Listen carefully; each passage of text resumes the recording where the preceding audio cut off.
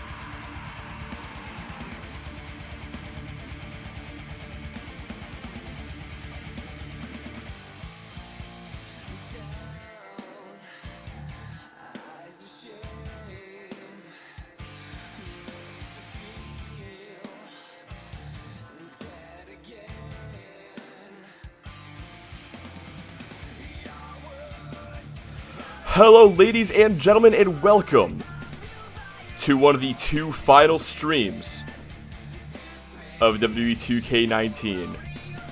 We are live here in Los Angeles, California for Soul Survivor 2022, Day 1. And we are gonna go ahead and get things started in a big way as usual. You guys know how this works by now. Soul Survivor, we're starting things off with our Soul Survivor tournament. Gonna start things off with the first round of the Soul Survivor tournament. Below me, you can see the competitors. On this side, you got the superstars representing Extreme Takedown Wrestling: Peter Rodriguez, Marco Rodriguez, Jason Edwards, Xander Storm, and Jacob Fisher. And of course, on this side, we got Drew Campbell, Joe Sullivan, Straight Edge, Seth Baker, and Sean Goldman. One of them at a time is going to face off in singles matches. Once you are pinned, you are eliminated from the tournament, you are done, and everybody else continues on. We're going to have 5 matches in the first round between one random member of each side. After that, if one side still has people left, then we're going to keep on going until one entire show has run out of superstars in the Soul Survivor tournament, after which we will be down to whoever's left in the winning show's side of the tournament, and all those superstars will face off in an elimination match. If there are more than just 2, if we are down to just 2, in whatever case, we will have a one-on-one in the finals of the Soul Survivor tournament. That'll take place in our main event, but yeah, I hope I explained it well. I probably didn't. It is what it is. But we're gonna go ahead and get our show on the road. One of the 2 final 2K19 streams that we're gonna have for the UPWA, and we're gonna go ahead and get to it. Can't fucking believe we were actually finally at this point. But let's go ahead and find out who the first 2 participants in the Soul Survivor tournament are gonna be. But before I get that, hey, how's it going? It's going pretty fucking well, bro. I'm excited as hell. Howdy, y'all. Top of the 3rd, Dodgers are already up 3-0 against the Phillies, so I'm just relaxing and ready for some Soul Survivor action. I'm ready for the show tonight. I'm ready to. Let's go ahead and get to it. Got my CM Punk shirt and everything. I'm fucking prepared, bro. Let's go ahead and do it. Oh. The man, the myth, the legend, the done. Trying to figure out how to. Damn it, I was trying to get rid of the damn thing below me so we can see the bits. But either way, thank you very much for the 300 bits, Jordan. Thanks a lot, man. I appreciate the fuck out of it. Alright, let's go ahead and get to it now. The first round of the Soul Survivor tournament, the first match of the first round. And it begins here in just a moment.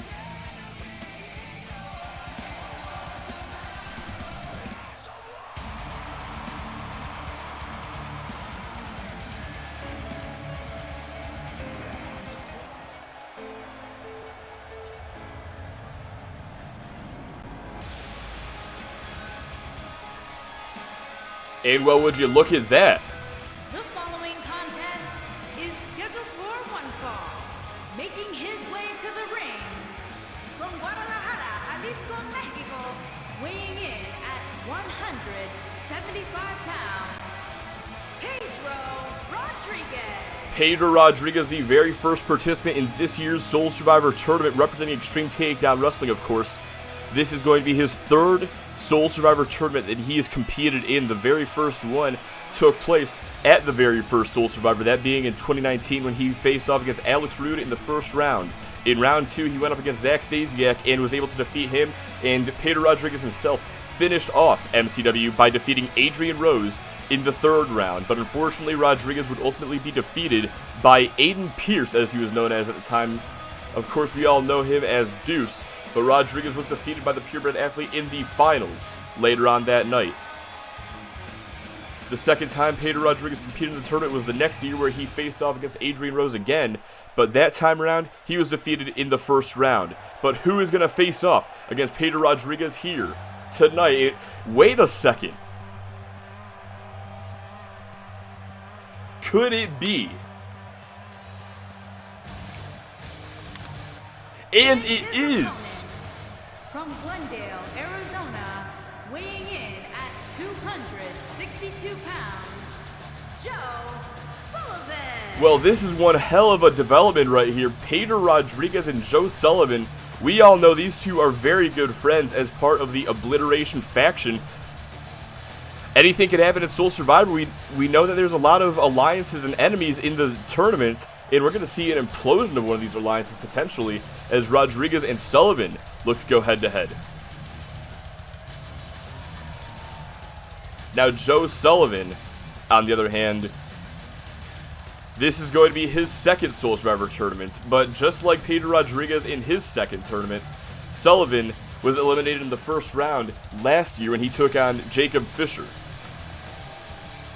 Will things go differently this time around for the Sonoran Savage as he takes on the Master Manipulator in the first match of this year's first round?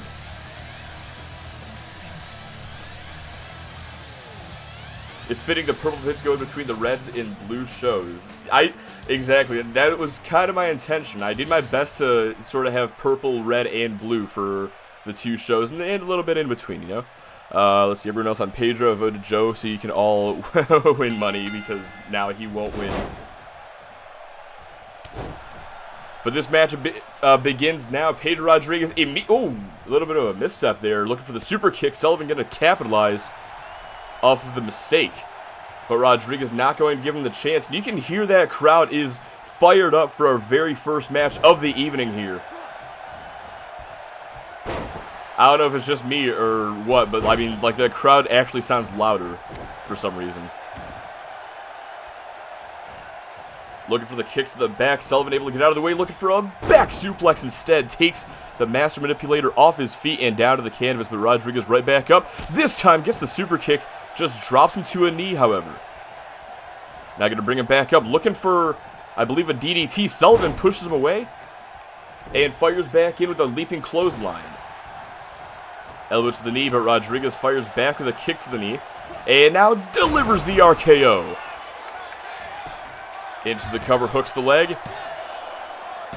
Trying to win this thing early, but he only gets a 2. And that's the best possible strategy one could have in the Soul Survivor tournament. If you win your match as early as you as early as possible, take as little damage as you possibly can, well, then you are going to be much better off for the duration of the tournament. Takes more than just one win to win the whole tournament, but now Rodriguez going through the ropes, a tope DDT.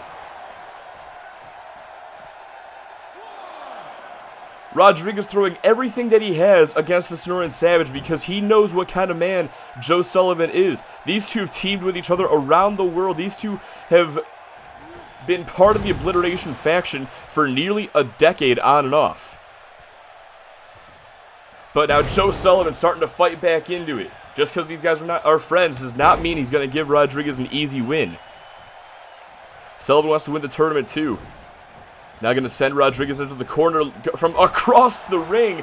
Gives him a big splash in the corner. Now going to follow up with some snake eyes. And off the rebound gets the big boot, but he's not finished yet. Follows up with a leg drop. Now picks Rodriguez right back up, setting him up, looking for the Sonoran Fly. And hold on a second, now going to the top turnbuckle. What's Sullivan thinking here? Looking for a diving elbow drop, and he got all of it. Going for the cover now, hooking the leg, but only a 1. It's not every day you see someone kick out at the count of 1 when a guy Sullivan's size jumps on him, but be that as it may, now setting him up, looking here for the Southern Lights driver, dropping him right on the back of his head. Now Sullivan drags Rodriguez away from the ropes, gonna go for the cover, hooks the leg, and only a 2 count still. Pedro Rodriguez manages to survive. It's been an electric start to Soul Survivor already. Pedro Rodriguez versus Joe Sullivan. Not a match I expected to see tonight, but I'm glad that we're getting to witness it.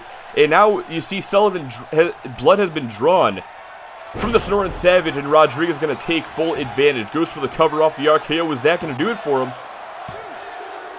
And that's all she wrote. Pedro Rodriguez advances to the second round.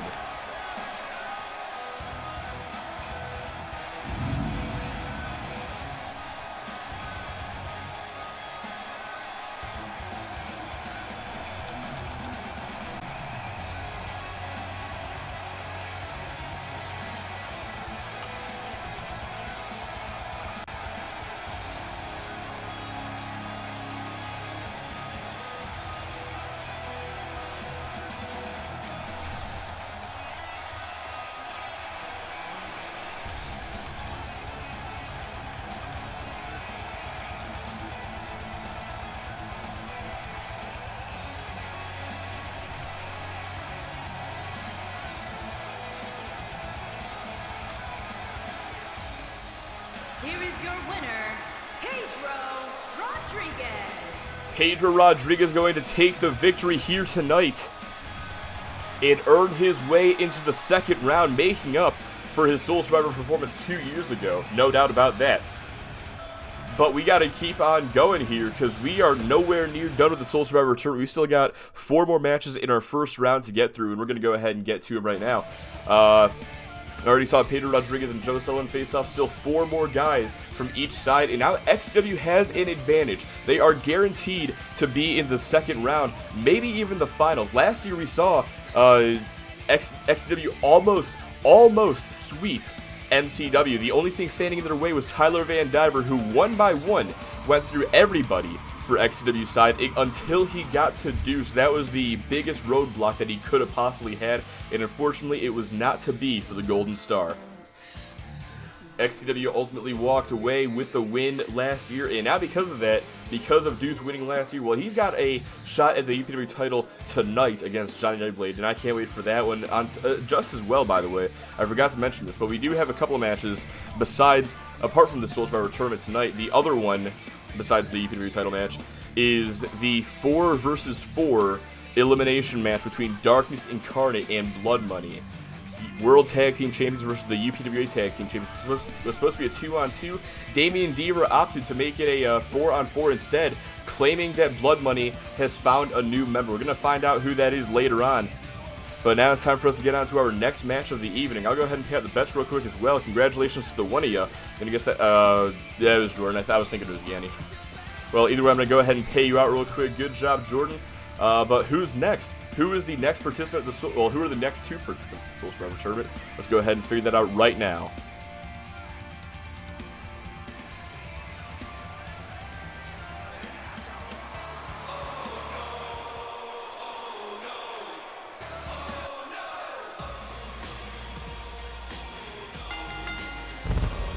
Making his way to the ring from Philadelphia, Pennsylvania, weighing in at 232 pounds, Jacob Fisher. Well, it looks like it's going to be Jacob Fisher competing in his second Soul Survivor tournament.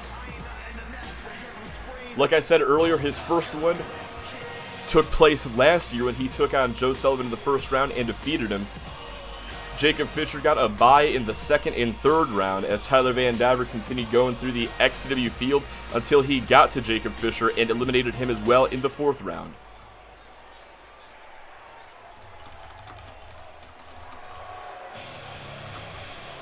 Oh, man. Now I'm looking forward to this.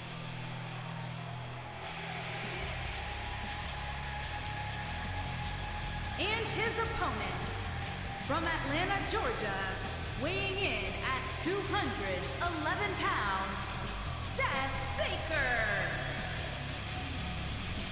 Well, tomorrow night, the Bakers, Jay and Jeff, will be in action as they take on the Kiwi Buzzsaws, the Block Party, and Strength in Power in an elimination fatal 4-way tag team match. But Seth Baker has his own destiny that he would like to achieve here tonight.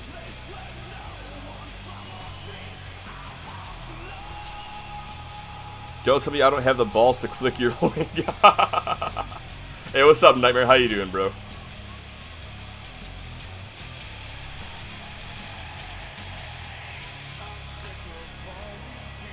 Now, this is going to be Seth Baker's second Soul Survivor tournament, but he'll tell you it is his first. His actual first one took place 2 years ago, back in 2020. Or no, I'm wrong about that, I think.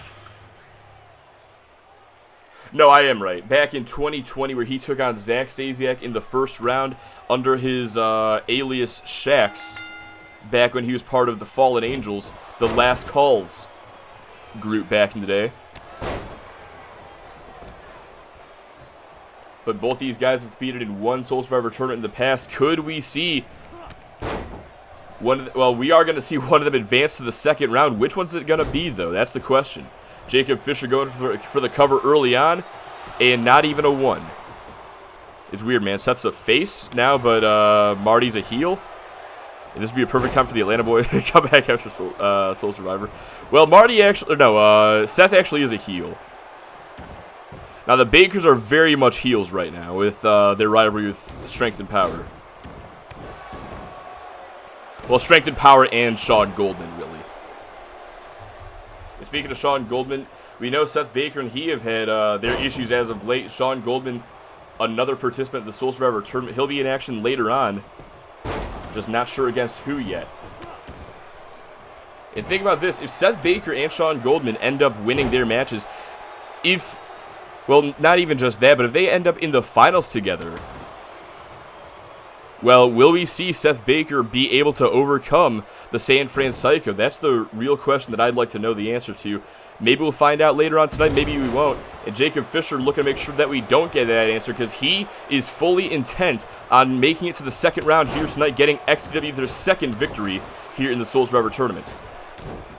Seth Baker, looked for a trio of rebound stomps, looking for a fourth. That one went to the well 1-2 many times, but he's still able to find an answer for Jacob Fisher. Now going to pick him up and look for the Baker Bomb. Has both legs hooked here, only gets a 1. Fisher easily able to kick out, but now Baker looking to finish him off once and for all. As he gives him a kick to the gut, looking out for the Chemical Kiss DDT, but Jacob Fisher able to reverse it into a clothesline. And now Fisher, stalking his prey, kicks to the gut of his own, gonna launch him up into the air and hit him with that cherry bomb. Into the cover hook of the leg to advance in the Soul Survivor tournament. And it's over. Jacob Fisher has put away Seth Baker.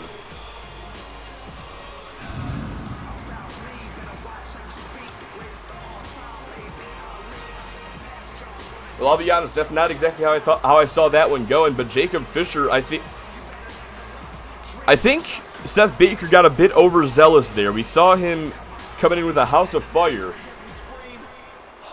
Those repeated rebound stomps off the ropes.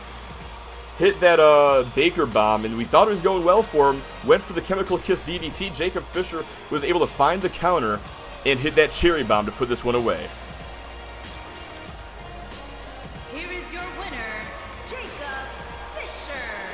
And now, just like that, it is 2-0 in favor of Extreme Takedown Wrestling. XW is just 1 win away from having a clean sweep. Are we going to see that here tonight? Or not a clean sweep, but just 1 win away from having the majority once again in the Soul Survivor tournament. The majority of the first round. Let me go ahead and get these fucking records updated real quick. Look for the goddamn names, but I just cannot find them for some reason. There we go. There's Jacob Fisher. Give him his win, and Seth Baker's going to take a loss. Again, not how I saw that one going, I'll be honest with you. But it is what it is. Let's see here. Not much. How you doing, bud? I'm pretty good, man. I'm pretty fucking excited. One of our final 2 streams of 2K19. Well, I'm gonna go ahead and get our next matchup going. By the way, let's see here. And there we go.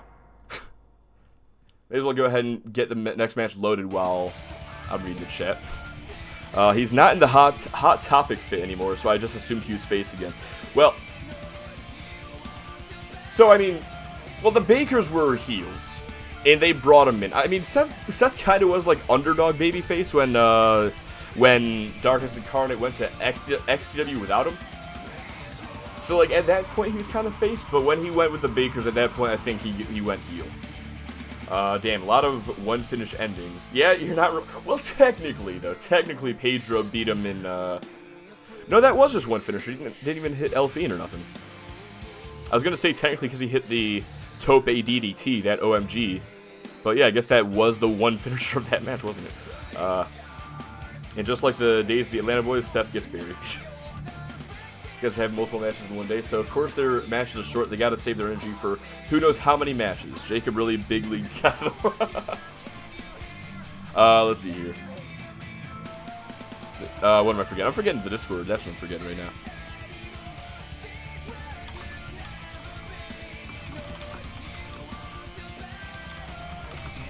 Give me one quick second here.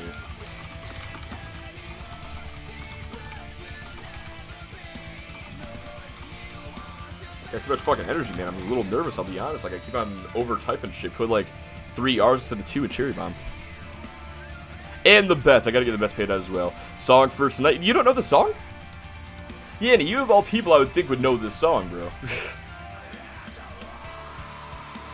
Let's see. Jacob Fisher got the win. Let me go ahead and pay that out real quick. And now let's go ahead and move on to our next matchup of the evening. Our 3rd Soul Survivor Tournament matchup. Let's go ahead and get to it. There we go.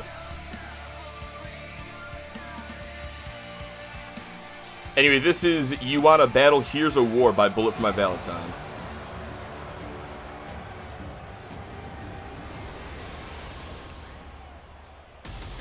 Well, I do not envy the man who's going to have to face this guy right here.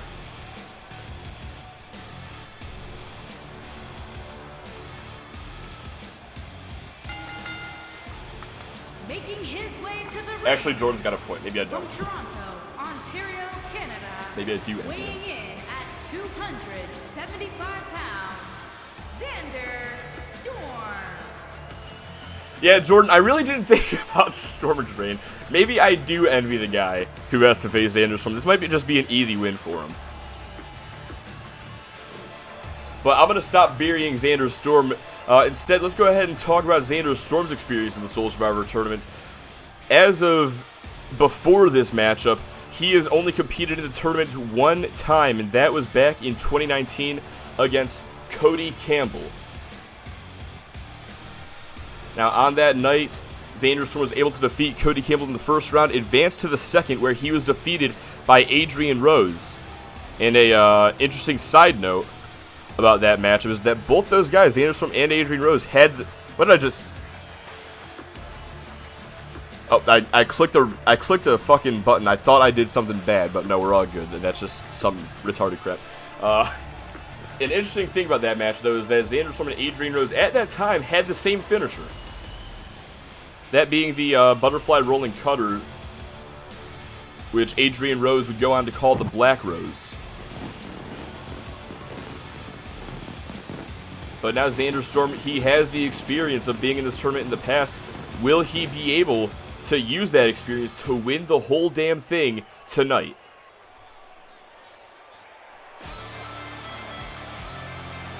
Do I have 2K22 yet? Yes, I just don't have all my 40-plus custom superstars in the game yet. That's why we're still on 2K19. For now, you know, like I said, the second to last stream. And his opponent, from Ann Arbor, Michigan, weighing in at 197 Well, isn't that ironic? Like I said, back in 2019, Xander Storm faced off against Cody Campbell in his first round Soul Survivor tournament match. And here we are 3 years later, he's going up against Drew Campbell in the first round of the Soul Survivor tournament. Now, Xander Storm, like I said, he's got the experience, but Drew Campbell, this is his first Soul Survivor tournament. Cody's competed in the past, like I mentioned before. And as Drew and Cody were talking about earlier on the Soul Survivor 2022 pre-show, well, Cody did what he could to sort of train Drew for the conditions of tonight, get him prepared for tonight. And, well, honestly, that may go really well for him. Because Cody, he was limited in the first round. He didn't really get to teach. I can't imagine he got to teach Drew much more than his one match in the tournament. And if there's anybody he could face, that Drew could face in the first round, it would be Xander Storm. Because this is the guy that he must have been training for with Cody. But Xander Storm, either way, is looking to make short work of Drew Campbell in this one. Looking for that ultimate splash early on. Now Drew gets sent into the corner, looking for the monkey flip. Not going to happen. Oh, what a big boot. Just dropped the Campbell. Now picks him back up, but there's the reversal. Drew with that arm drag, going to take him down. Now sends him across the ring into the opposite corner. This time gets the monkey flip, sends him back into the center of the ring. Now a kick to the back. And a second one. That one gets absorbed by Xander Storm. Gonna shoot him off the ropes. Quick drop down. Follows up. No, wait. Oh!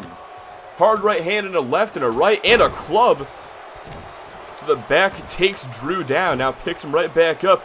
And gonna toss him across the ring.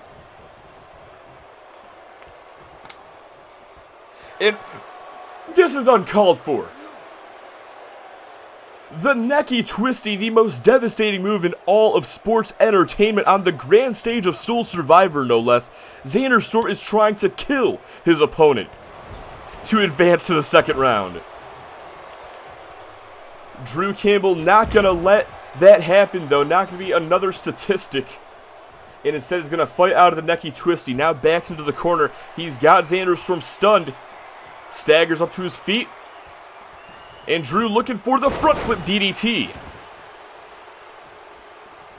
But not finished yet. Setting him up, looking to put Xander Storm away once and for all to earn MCW a spot in the second round of the tournament. Hooks the leg off the Campbell kick. And only a 2. Yes, the Necky Twisty. I didn't come up with that myself, by the way. I'm not going to take credit for that one. You can thank Percival Conrad Prince, wherever the fuck he may be. He's been MIA for like 2 years now. But someone's got to carry on the goddamn legacy. Xander Storm now able to fight out of the cross arm breaker and now looking to use that arm for a Maple Leaf Lariat.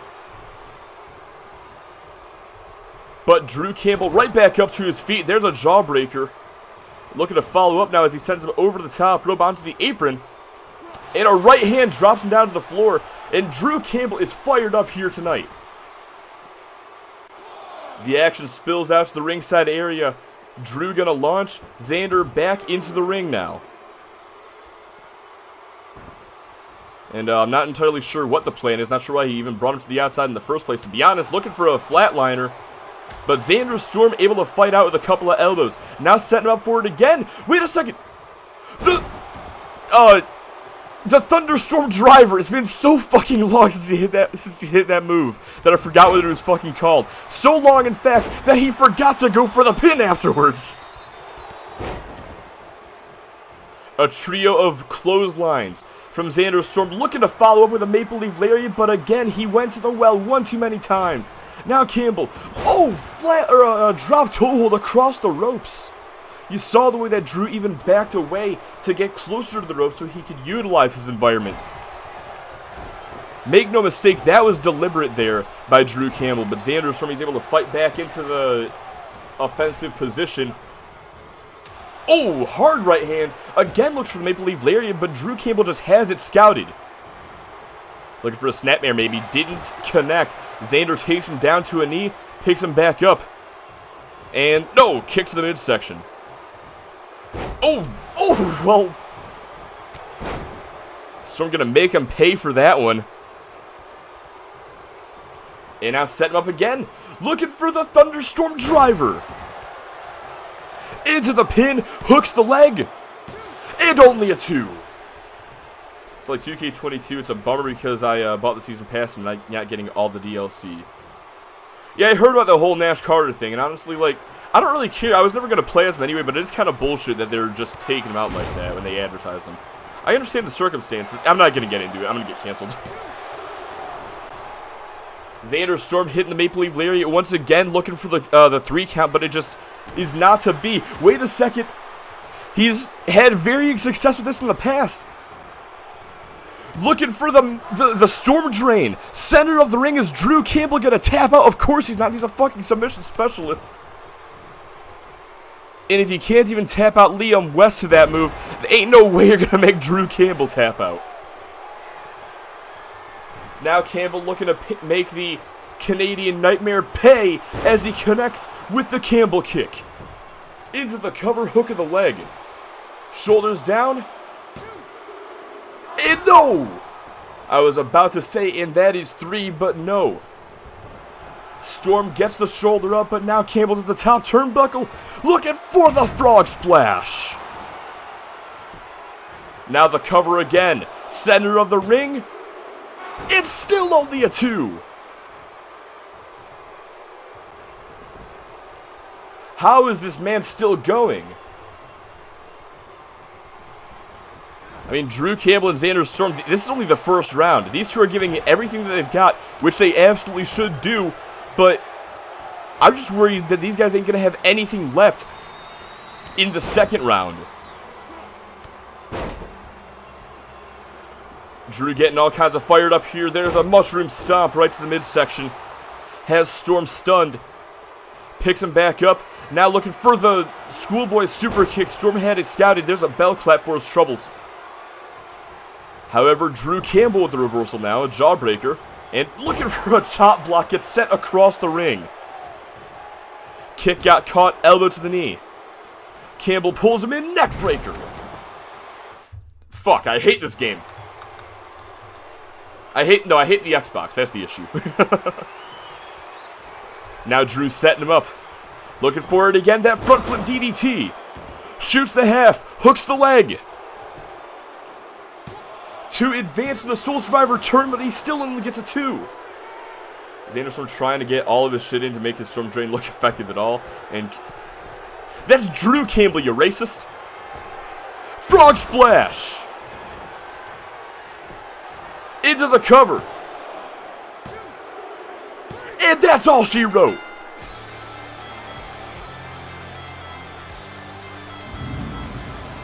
Yeah, I saw that it might, well, when you guys said that, I saw that it was, like there was a little red box where a green box should be, connection-wise.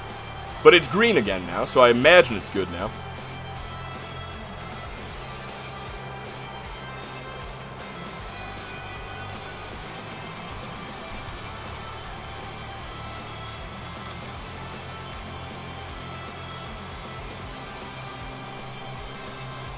Well, Drew Campbell is going to make sure that last year's events do not repeat themselves.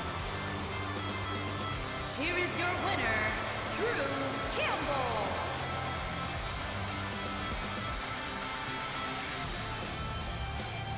As Xander Storm takes the loss and does not advance in the Soul Survivor tournament, Drew Campbell is going to earn MCW a spot in the second round. Last year is all on Tyler Van Dyke. We could see the same thing happen with Drew Campbell. We'll see how that goes as the night rolls on. But now we have 4 superstars left to compete in the Soul Survivor tournament. Let's go ahead and get to our next match to see who is going to be competing in the next match. But, fuck. Okay, there we go. So I guess that explains why Pedro Rodriguez, well, why the first 2 matches were so short. We had to give Drew and Xander their 20 minutes that they requested.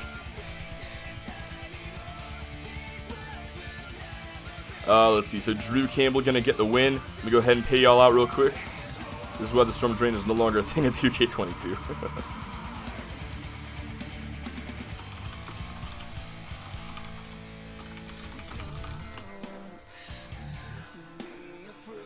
Let's see here. Let me go ahead and get that put in the Discord real quick. But damn, what a match though. That was, I mean, Storm Drain or not, that was a good fucking match. They were just kicking out of everything, man.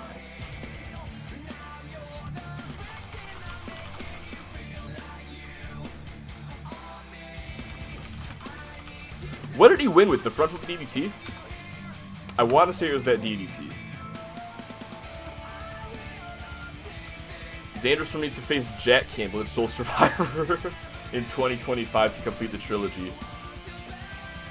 Yeah, you know, technically he's 1-1 against the Campbells at Soul Survivor. Jack is all that remains. He's the only one standing in his path now.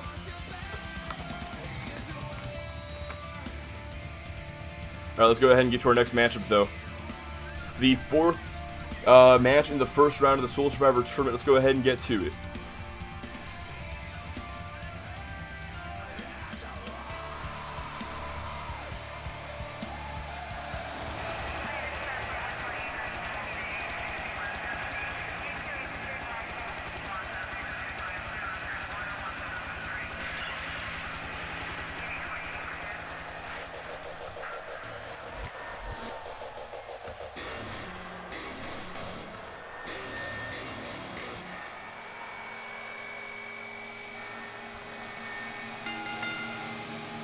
Making his way to the ring,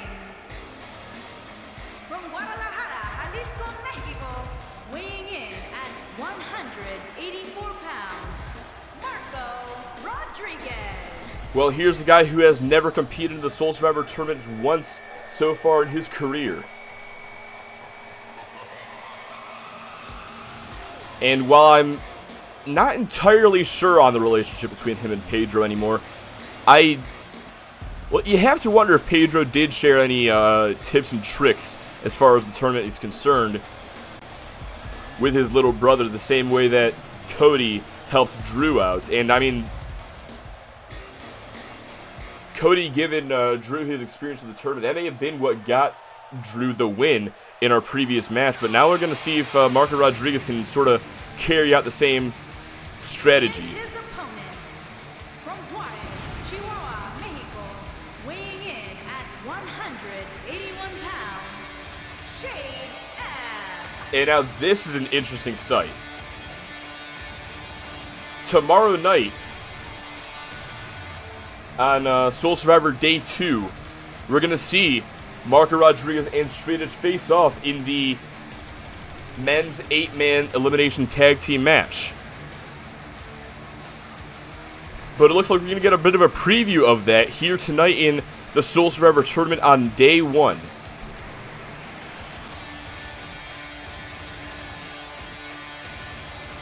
Now, Straight Edge, another superstar who has yet to compete in the Soul Survivor tournament this far in his career. However, he does have an interesting history with Soul Survivor.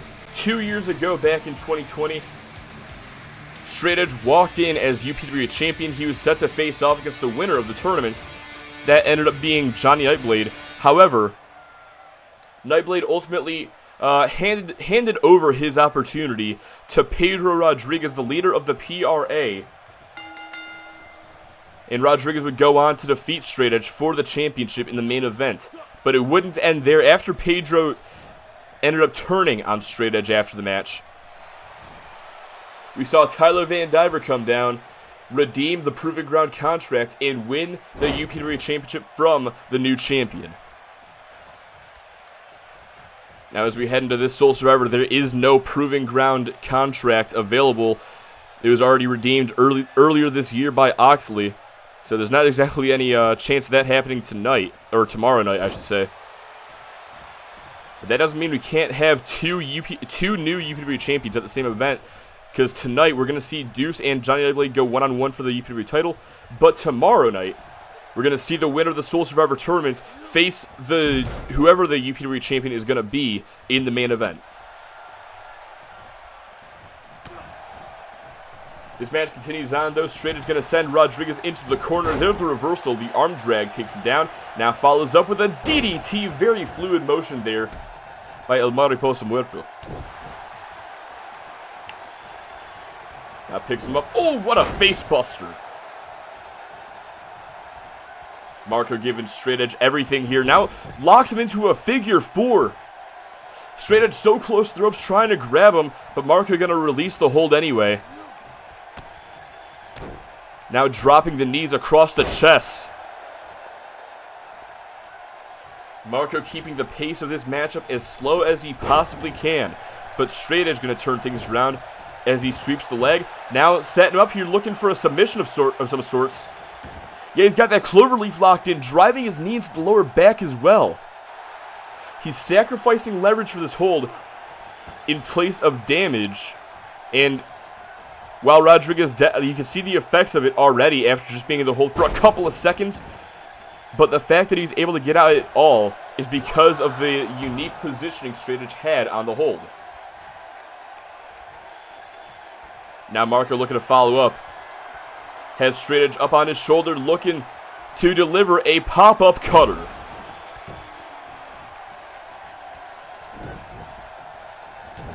Oh, looking for a spinning back fist. Straight Edge able to counter it.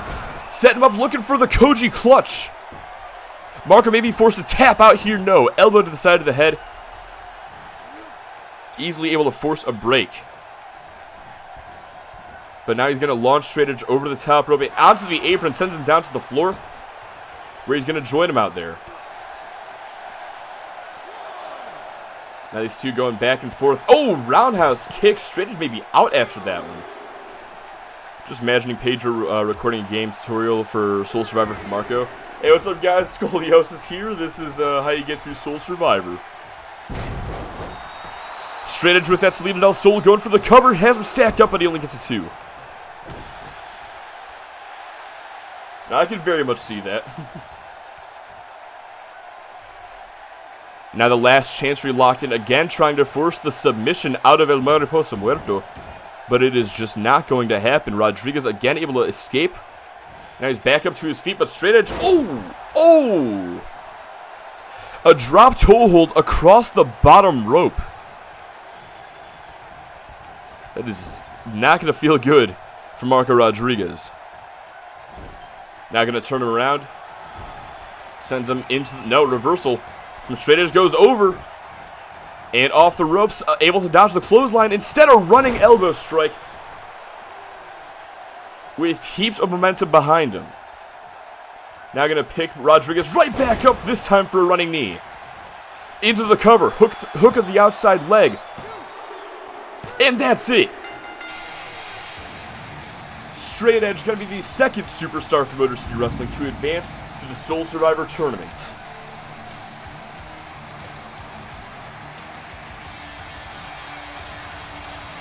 And hold on a second here. Well, Marco Rodriguez gonna extend the hand to Straight Edge.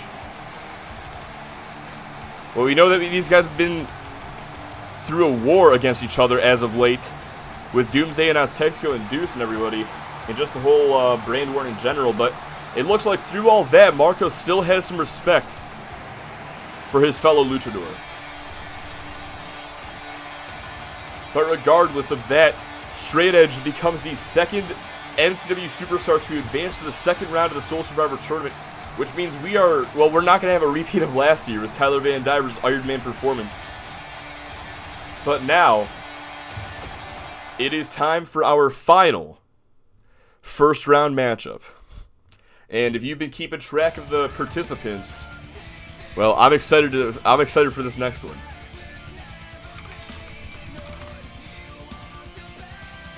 Let me go ahead and get things updated real quick. I'll take a look at the chat right after. Let's see, Straight Edge gonna get the win. And where the fuck is Marco Rodriguez at, huh? There he is. Let's see here.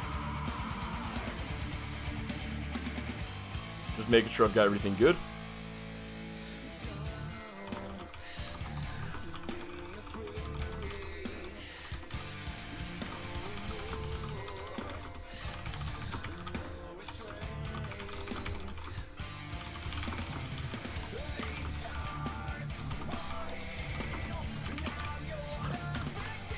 Hey, what's up, Brendan? Let's see. Hey, guys. Sorry. I just got off work. How did it go so far? I just got done working major softball. Hey, man, we're having a fucking great time. I'm not going to lie. Let's see. Finally win 1 for 4 golden mask, golden goose in terms of my bets. Who's won so far? As of right now, we got Pedro Rodriguez. He's advanced. Jacob Fisher has also advanced for XW, that is, and then for MCW, we got Drew Campbell and Straight Edge, who have made it to the second round as well. So this is our last match in the first round of the Soul Survivor tournament, and this is going to decide which show is going to walk in to the second round with the numbers advantage.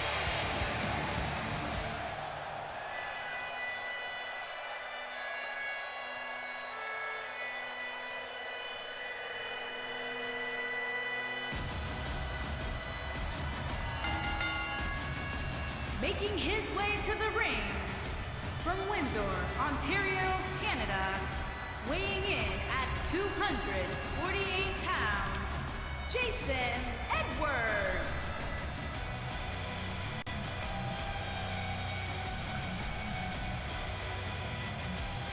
As Jason Edwards makes his way down to the ring, just want to go over the fact that this is going to be his first ever appearance in the Soul Survivor tournament. Now, Edwards has accomplished quite a lot in his career. Former World Hardcore Champion, he's gone on an undefeated streak in the past. I want to say he's held the European title. That one could be a lie, but I feel like that's the thing that he's done. It is not, but he is a 2-time World Hardcore Champion. And I mean, considering at the very beginning of his career, he just looked like he's going to end up being a jobber for his entire run, I'd say he's accomplished quite a bit. He has competed at Soul Survivor in the past, though, under different circumstances. Was part of the winning team in the 4v4 back at Soul Survivor 2019 as part of Team MCW. But this will be his first ever tournament.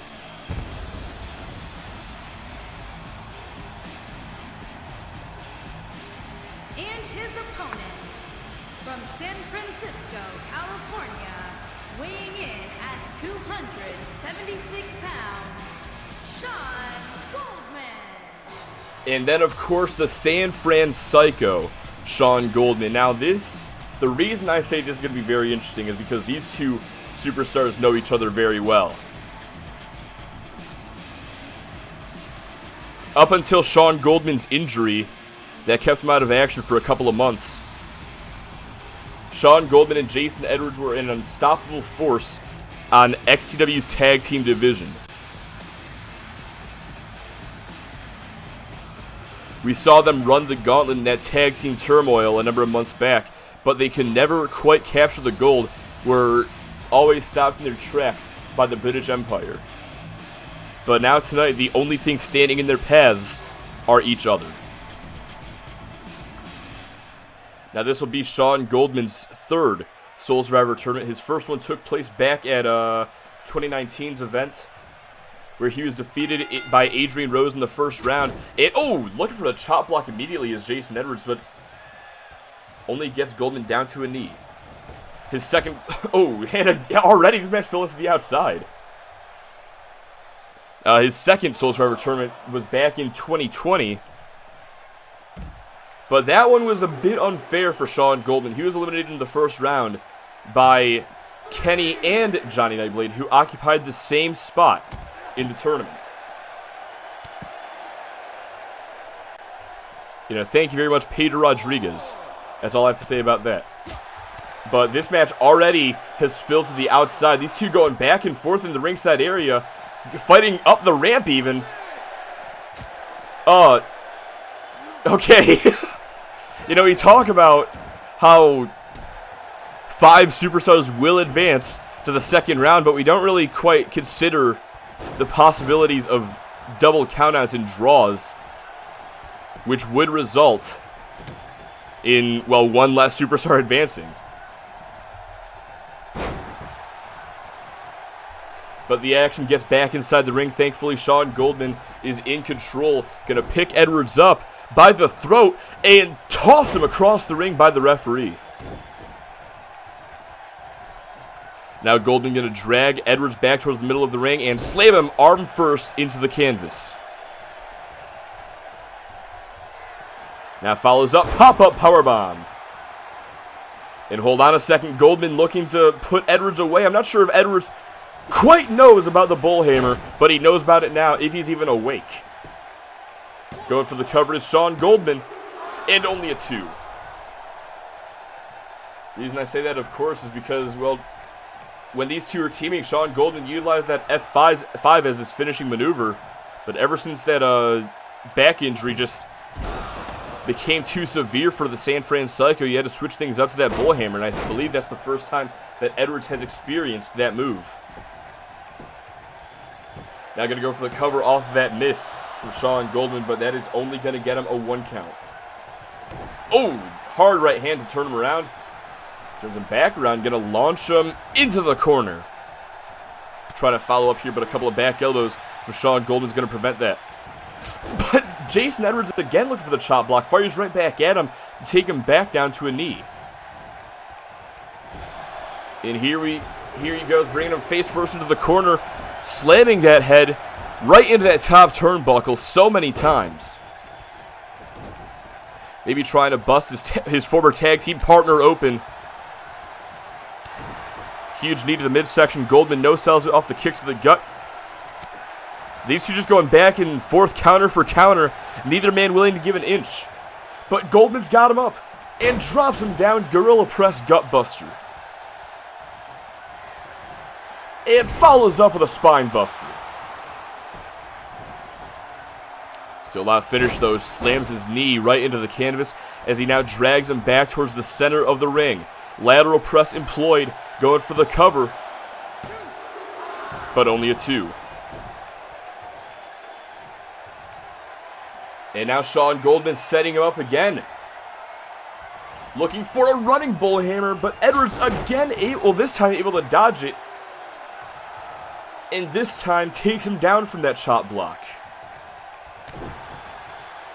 As it stands right now, Extreme Takedown Wrestling has 2 horses in the race, or advancing in the race, I should say, into the second round. Those being Pedro Rodriguez and Jacob Fisher, whereas Motor City Wrestling has has Straight Edge and Drew Campbell. Whoever wins this matchup right here will give their show the advantage heading in to round 2. And that could be a huge advantage because whichever show gets that advantage, they're going to have a guy, one of their superstars will get a bye no matter what. That is one less match they will have to fight, and that is going to be such a huge advantage going towards the finals of this tournament. We've seen how that advantage has benefited Deuce in the past. Once again, Goldman to the outside. Edwards going to go out there and join him. But now Sean Goldman setting him up, looking for a shin breaker. Says, if you're going to go for my legs, I'm going to go for yours. And now a huge clubbing blow drops Edwards down to it, and he follows up with a second one to bring him down to the floor. Brings him back up and launches him back inside the ring. Count of 4. No, wait. Reversal from Goldman. That could have been devastating right there. And now the San Fran Psycho just put everything into that clothesline, taking just a moment to catch his breath here. Trying to get the fans on his side as well, but every second that he takes to recover, he gives Edwards a chance to recover. And that is going to be a huge mistake for Sean Goldman. Now the Anarchist is back in control. Stomps on the inside of the leg. Going to bring Goldman back up, looking for an elbow of his own. And now Goldman again sends him to the outside. These guys just can't decide on whether they want to be inside the ring or out. And I guess Edwards chooses in. Now it's the Anarchist giving Goldman time to recover as he waits inside the ring for his opponent to return, but was a little too close to the ropes there. Goldman, with a hot shot, has him stunned, and now follows up with a spine buster. Could that do it for Jason Edwards? Sean Goldman goes for the pin.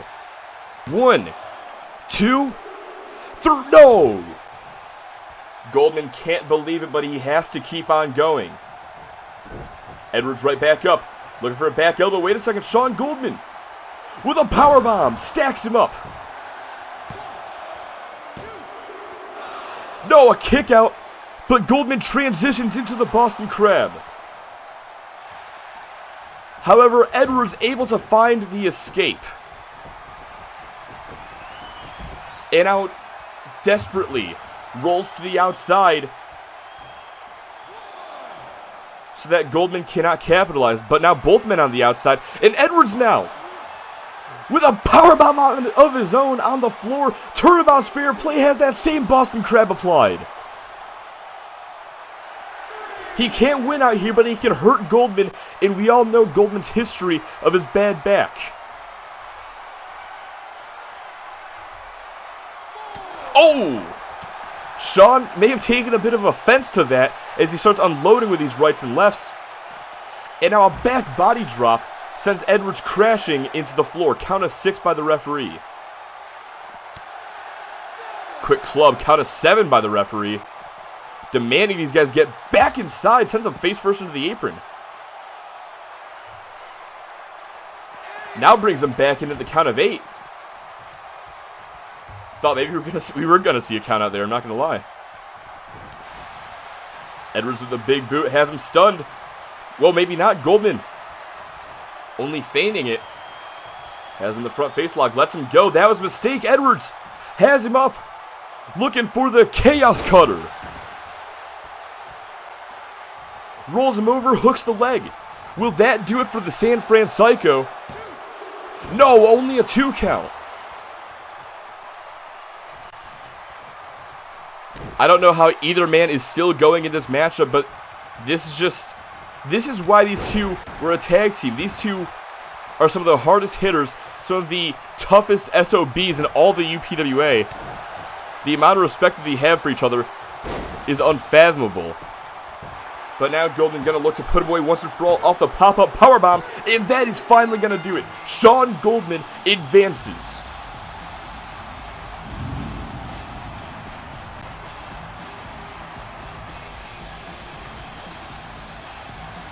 For the very first time in his career, Sean Goldman is going to advance in the Soul Survivor Tournament.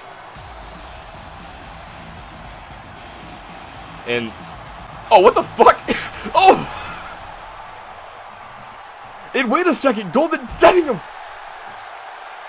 face first into the apron. And now into the steel steps as well. What the hell is this, Goldman? I was just talking about these guys' respect for each other. Well, that's an interesting turn of events, I have to say. Alright, Sean. Fucking Sean Goldman heel turn in the middle of Soul Survivor. Why the fuck not? Alright, well, Sean Goldman going to get the hard-fought win. And in addition to him advancing into the second round for the first time in his career, for the first time ever, MCW enters the second round of the Soul Survivor tournaments with the numbers advantage. So that is absolutely huge for the blue and white brand. But now we're going to go ahead and move on to our next match of the night, our 8-man elimination tag team match. We're taking a minute to step away from the Soul Survivor tournament, which means we are going into exhibition mode, people. So bear with me. This shit, the time between matches is gonna take a bit longer now. But don't worry, we got tunes at least. But yeah, of course. I might have just fucked up actually. That's gonna take a little longer than usual actually. Hope I didn't fuck that up. Well, I guess I'll find out tomorrow. But yeah, like I said, we have our tag team champions versus tag team champions match up next. And now Damian Beaver Well, we know that Blood Money only has 3 male superstars in its ranks, them being Damian Deaver, Oxley, and Brian Brutus. But Deaver insists that there is a 4th member who is going to be a part of the team tonight. So I'm not entirely sure who that's going to be, but he's the one who requested this matchup, so we'll see what happens. And in the meantime, let me go ahead and get Discord updated.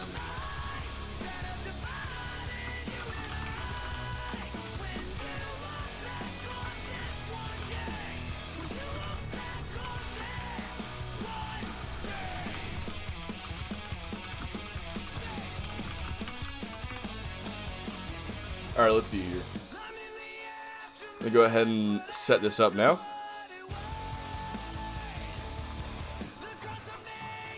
So give me just a second. We'll be back with the action here in a very short minute, hopefully. Let me find Soul Survivor. There we go.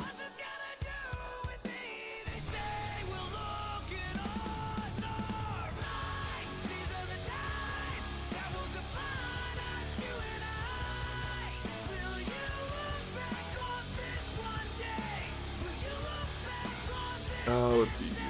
Let me get all these guys in. Oh, shit.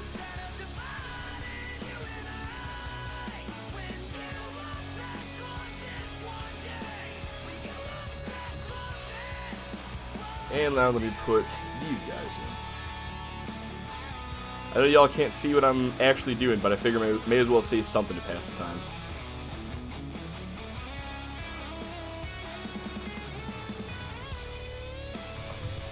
Okay, I believe I've got everything set. Let's see. It's got to be Candy LeRae. God, that was so good. Duck was just watching in awe. Fire ass match. The hesitation on that 3 count was very real, as it always is. Let me go ahead and pay out the winners of that match as well, real quick, and I'll go ahead and get the match started because I know it's gonna take a minute. Pay out 3 times. That was a really good fucking match.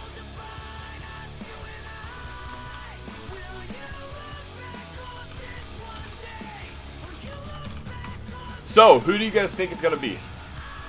May as well ask that. We got, like, 5 minutes before. With loading screens and how long it takes for, like, between entrances in 8-man tags or 8-man matches in general, we got, like, 20 minutes before we finally fucking see who it is. So, let's hear some guesses. Who you guys got?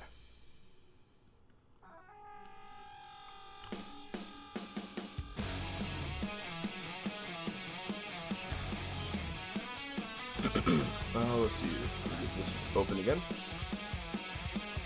Lost Soul.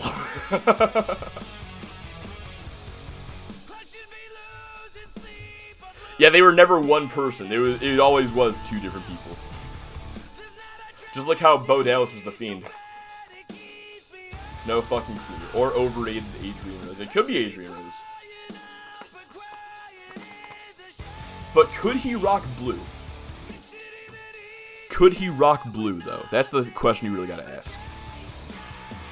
Alright, let's go ahead and get to it, though.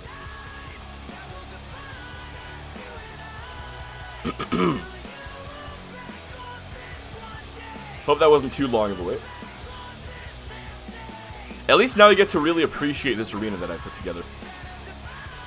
Which I am very fucking proud of. I wasn't sure how I was going to, like, outdo the like past Soul Survivors and the past Sandstorms and Wrestling Palaces and shit, but I think I did a fantastic fucking job.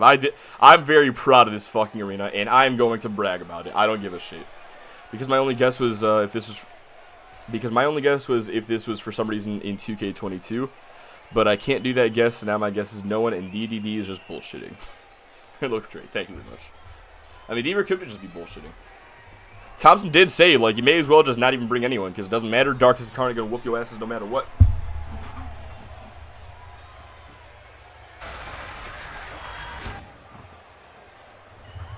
Looks tremendous. Thank you. Thank you.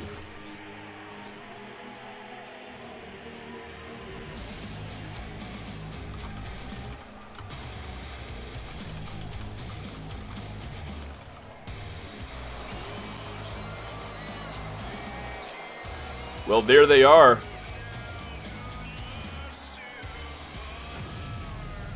the faction that holds the World Tag Team Championships, led by Tommy Blaine, of course. Jordan Carr, one half of the Tag Team Champions there in the background, and of course followed by Chen Shao over there, who recently made his return. Now, up until a few weeks ago, it was just 3-on-3 between Blood Money and Darkness Incarnate, with Chen Shao still being out from his injury that he suffered at the hands of the British Empire a couple of months ago. But since his return, Damian Deaver apparently has had to make some calls over the past couple of weeks, since he couldn't take Shao out himself to re-even the odds.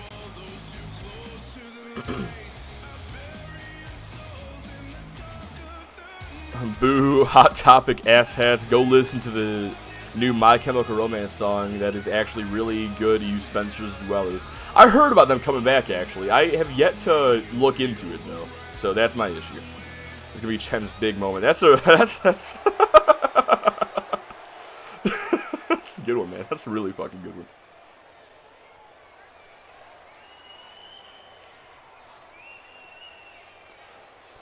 Fucking do it, Brendan. He may as well, bro. BLK's fighting Kamikaze Marty tomorrow. May as well set him on fire.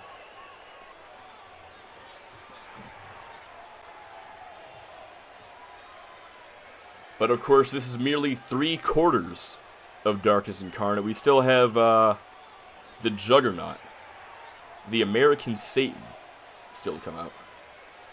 Because 2K19 really fucking hates 4-man entrances for some reason.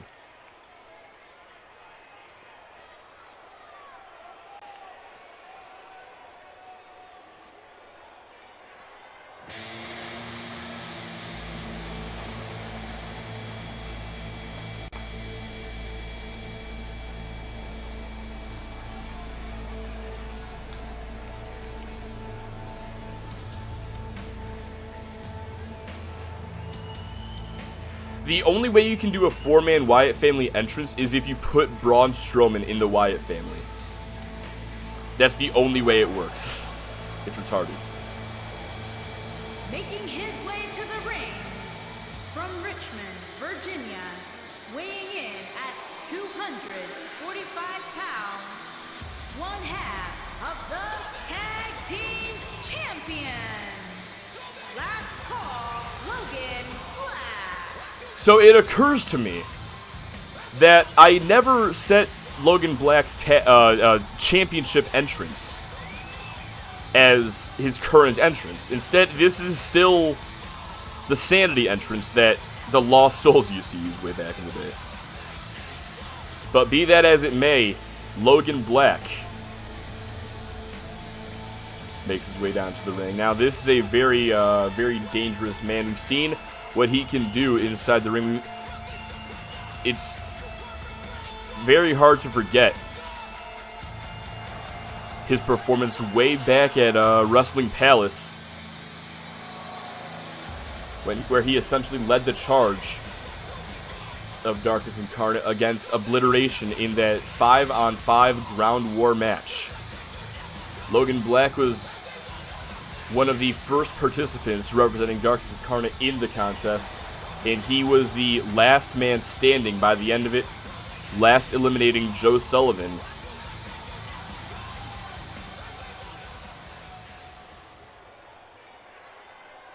In order for Darkness Incarnate to win with a score of 2-0.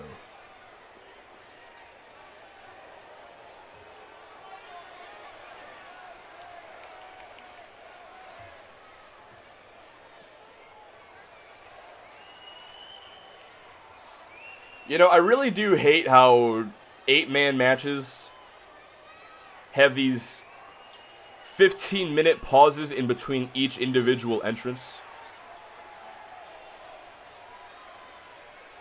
It doesn't do it for 6-man matches.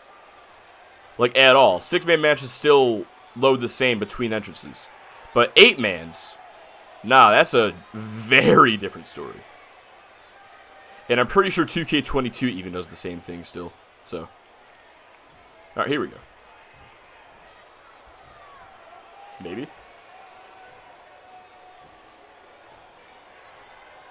Where the fuck is Blood Money? Alright, here we go.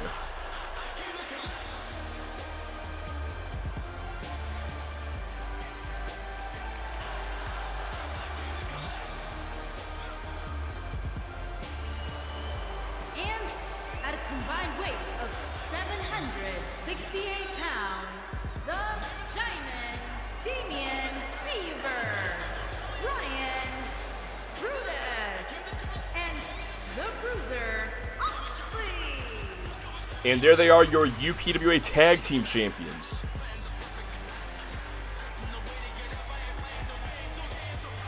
Now, there's been a very heated rivalry between Darkness Incarnate and Blood Money. We've seen, like I said before, Damian Deaver, when Chen Shao returned, he tried to take him back out using that diamond ring of his. But luckily for Shao, Darkness Incarnate was able to make the save. But since he wasn't able to even the odds by eliminating a member of Darkness Incarnate, Damian Deaver instead has evened the odds by adding a member of Blood Money. And now it's finally time to find out who that is.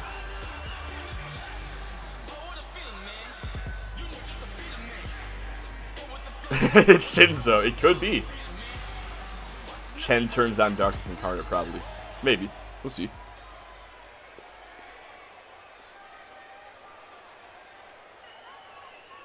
I feel like y'all about to be really fucking underwhelmed.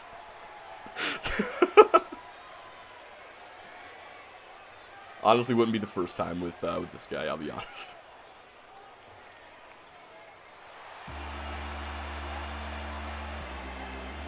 Wait a minute.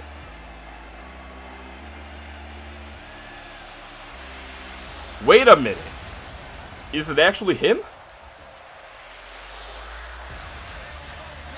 And from Mobile, Alabama, weighing in at 187 pounds, DGX. DGX. The fourth member of Blood Money. We have not seen DGX since before Proving Ground, when he was attacked by the Campbell Club and suffered a leg injury. We've not seen this man in months.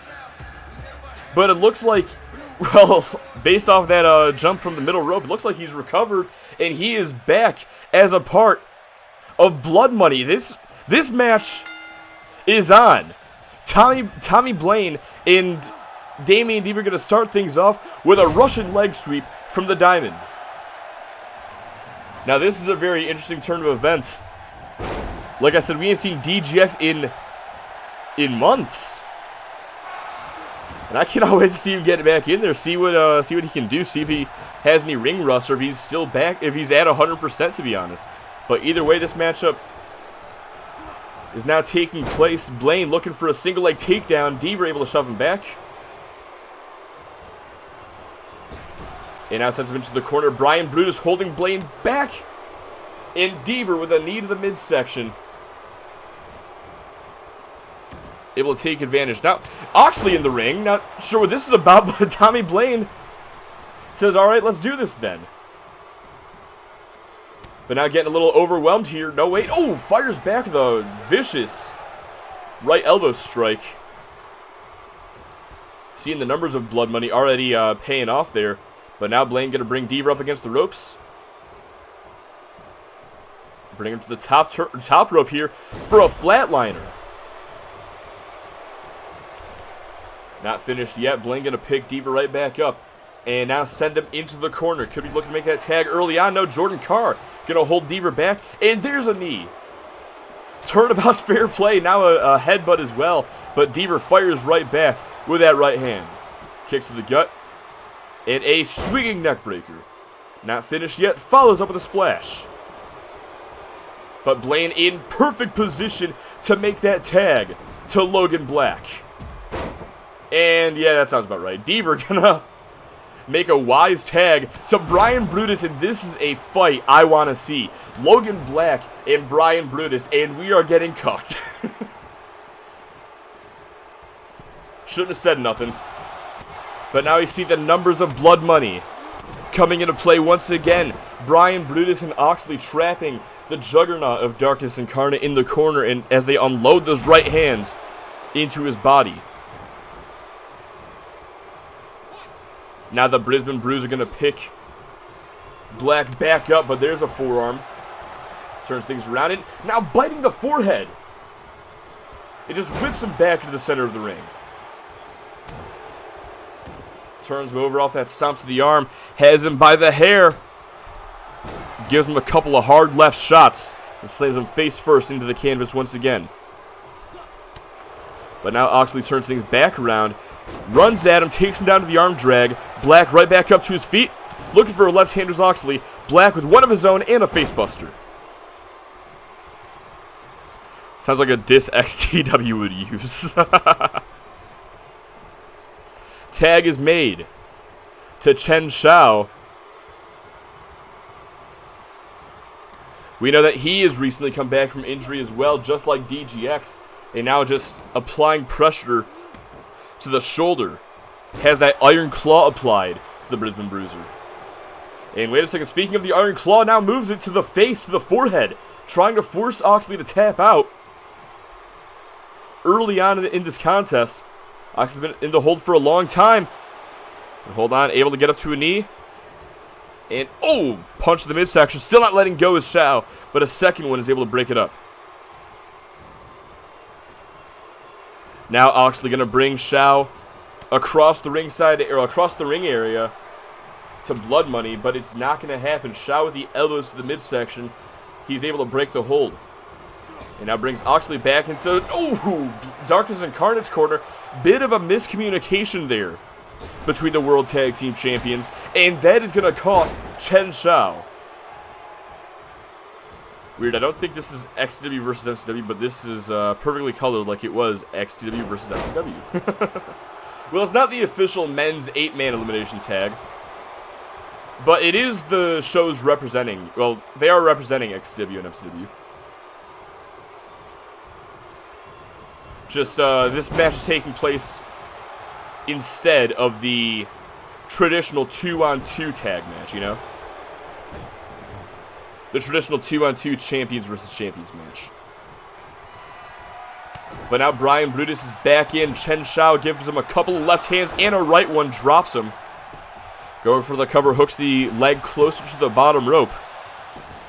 Veteran move there by the Silent Killer, but it's not enough to get the 3. Instead, punch right to the side of the head. And a kick to the back, but Brutus avoids that one. Now from behind, looking for a pump handle, but Shao turns it around on him. Shao, you may want to, like, get back in the ring before you do this. Might trip. Well, either way, KO punch from Shao. Gonna go for the cover now to eliminate Brian Brutus early on. And only a 2. What a huge, devastating loss that would be for Blood Money if Brian Brutus was eliminated this early on.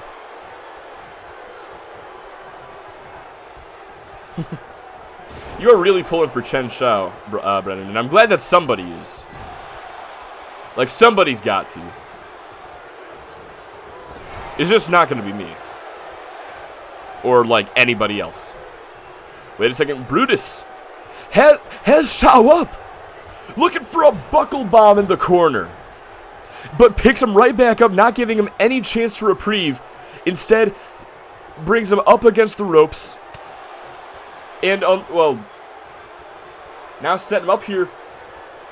Looking for an inverted Alabama slam, taking a page out of DGX's playbook. But he's not finished there. Follows up with a bear hug. He's got it locked in, middle of the ring. Shao, though, able to fight free here with a couple of elbows and a bell clap. And there he goes, creates some separation. However, Brutus is not giving him a chance to capitalize. But Shao still fights back. Couple of kicks and a clothesline later. But Brutus is right back up to his feet. Has him up against the ropes again. This time Shao able to dump him onto the apron. And drops him down to the floor with that right hand.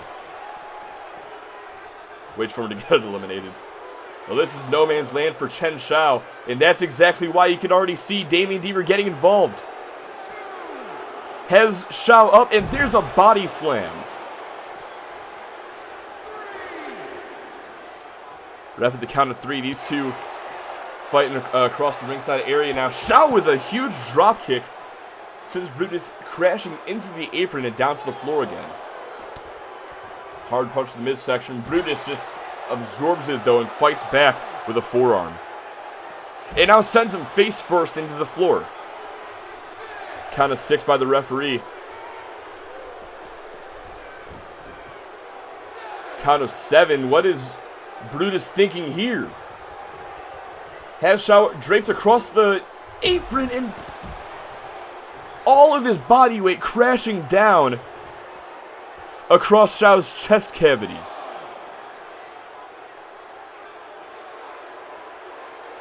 Referee beginning his count once again. Now Shao back in, so is Brutus. And Shao, though, takes a page out of Oxley's playbook as he hits that scoop slam. And now Oxley wants to get himself some, making him pay for that with that big boot. A second one now. And a third. Now Shao trying to crawl to Jordan Carr. Oxley cuts him off with the pass.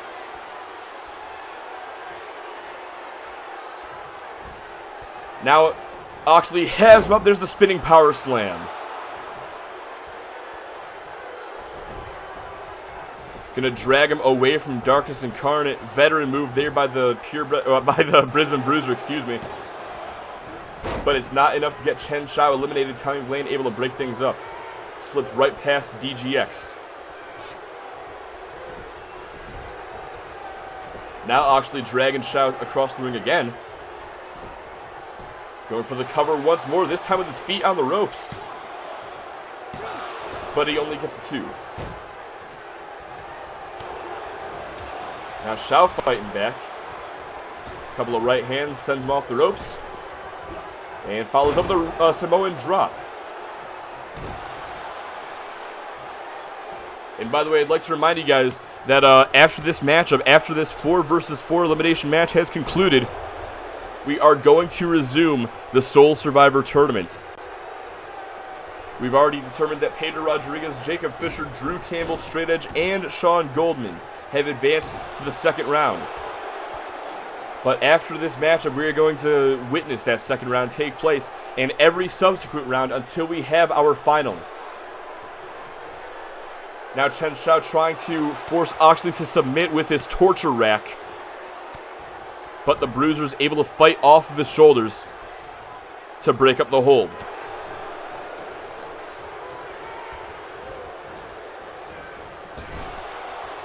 Would it be the pure Bruiser Deli, or would it be the Brisbane athlete Oxus? I like that one so much more. Oxus. These guys looking for an assisted, sort of a spine buster leg lariat there. Going for the cover is Carr. Only a 2 count, though. Why does Oxus sound like a fucking Disney villain?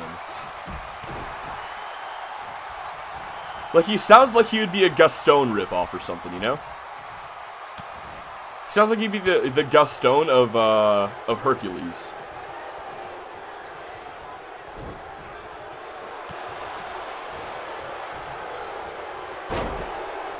Oxley with a single leg takedown. And I believe this is Jordan Carr's first time being in the match. I could be wrong about that. No, I think it is. Which means that every member of Darkness Incarnate has been in the match thus far. DGX, the only superstar yet to enter. Oh, cheap shot there from Deaver.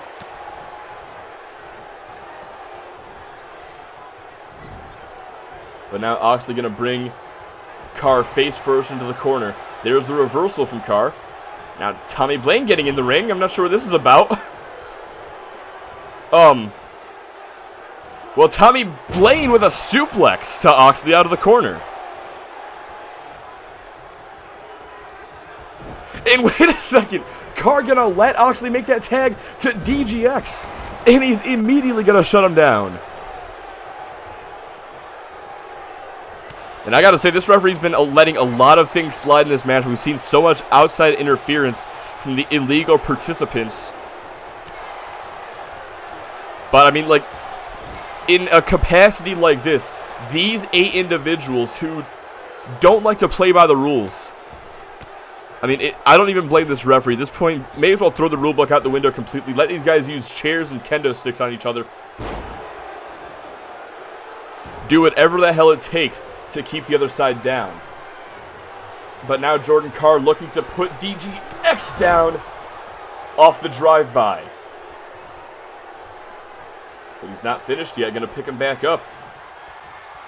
Instead, lifts him up for that straight jacket DDT.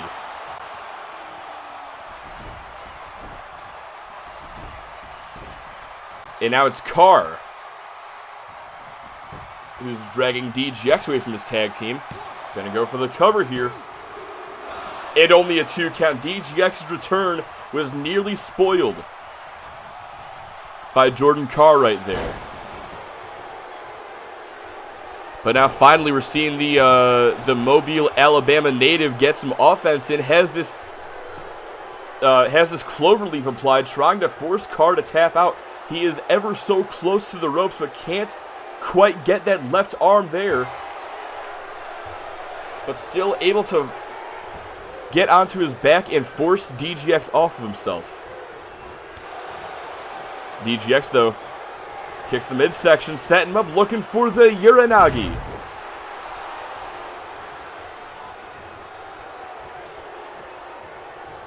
And now setting him up, looking to put Jordan Carr away once and for all. The Alabama Slam connects, now drags Carr away from Darkness Incarnate. Going for the cover is DGX. Referee distracted with Chen Shao. And Shao able to break things up. No Uranagi. Fuck you. Chen must get all the pins. We'll see about that. We will fucking see about that. I wouldn't be too surprised if it happened, honestly. We saw Kamikaze Marty back at last year's Sandstorm, honestly. Oh, and DGX. Referee doesn't see a thing because he's occupied with Tommy Blaine, but DGX using the ropes there to his advantage. A cross armbar over the top rope. Now gets back inside the ring. Carr's had enough of DGX. Tags the leader back in. Tommy Blaine legal once again. But now DGX with the inverted atomic drop. Blaine goes down instantly. Gonna pick him right back up though, but there's the reversal from Tommy Blaine. And DGX with the kick to the gut. Goes behind, Snapdragon suplex. And DGX gonna pick him right back up. There's the uppercut. Falls into the cover, hooks the leg, shoulders are down. But he only gets a 1.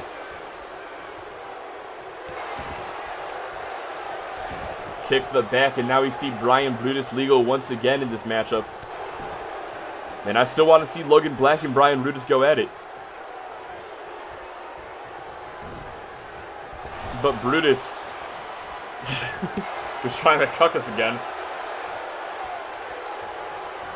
However, Tommy Blaine able to reverse that tag, but Brian Brutus just too big for Tommy Blaine to suplex, just collapses onto him, and now it's Brutus who has this torture rack applied.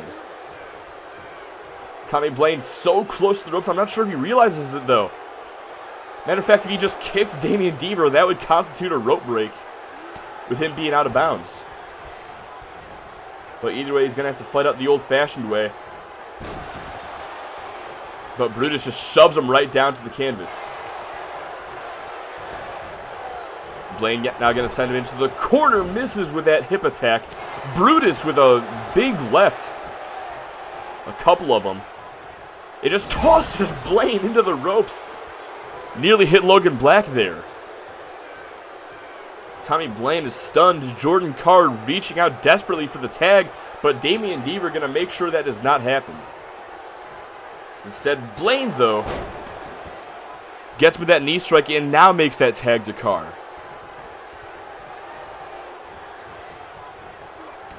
There's the reversal from Deaver. And a slap right across the face, just disrespecting one half of the World Tag Team Champions. But I'm not entirely sure that's something you want to do. I mean, Darkness Incarnate, they are the World Tag Team Champions for a reason. They were the ones who ended the 294-day reign of the British Empire just over 2 months ago. And just again, power slamming him into the canvas. Now, driving that knee into the skull, Damian Deaver is paying for disrespecting Jordan Carr the way he did a moment ago. Just seemingly fired him up and hits that drive-by, going for the cover on the leader of Blood Money. But only a 2 count.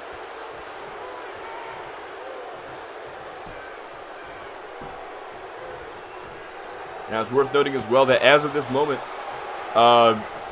both these teams, they won their titles, their respective titles, on the same day. So they've both held the World Tag Team and UPW Tag Team titles, respectively, for 76 days. Jordan Carr now, though, hits that straightjacket DDT, going to go for the cover. Deaver's been busted wide open. And almost got the 3, but Brian Brutus slips right past Chen Shao to break things up. Oh! Carr is taking care of Brutus, though.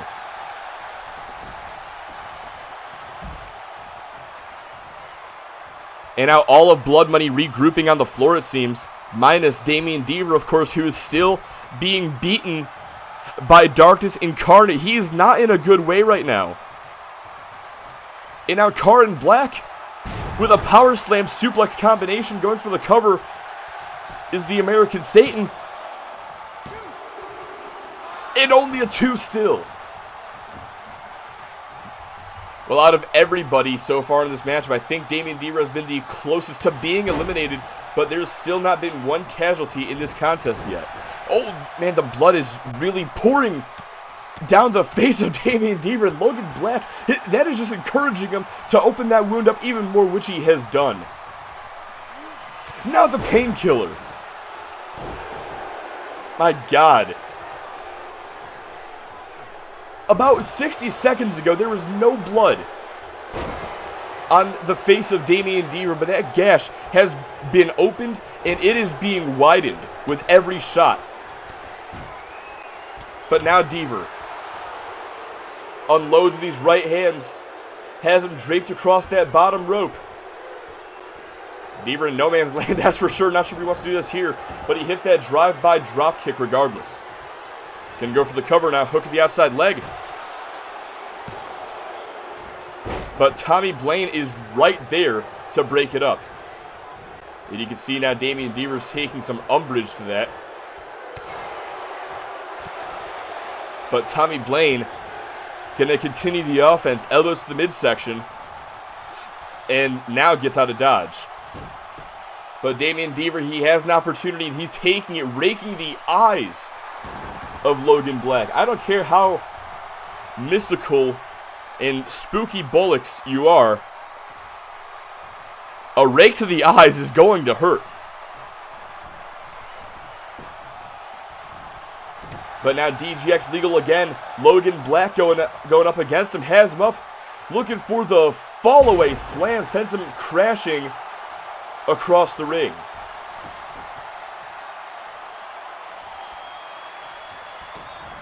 Now the kick to the gut, looking for that chemical kiss, but DGX reverses it.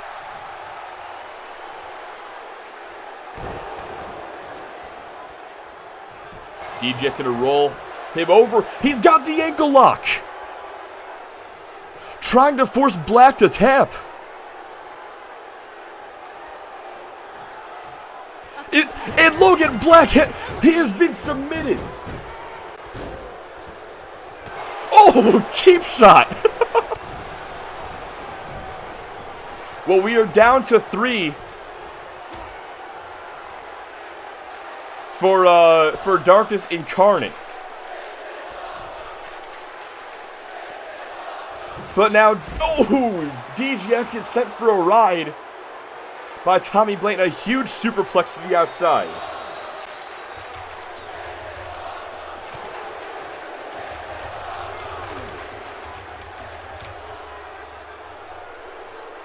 It doesn't matter how big and bad you are.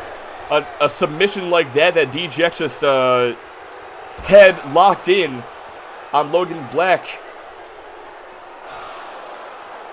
can make any man tap out, it seems. Now has this Boston Crab applied on Tommy Blaine on the outside, but Blaine able to fight out. Still, even if he couldn't, there's no way that DGX can eliminate him on the outside like that. Count of 7 by the referee. These two continuing to go back and forth here. And I'm just getting a bad feeling right now. Count of 8. Count of 9. What? Count of 10. I forgot this is a 20 count, my bad. Oh man, I thought that was a double count out. Forgot that under Soul Survivor rules, it is in fact a 20 count that the ref goes to for the outside.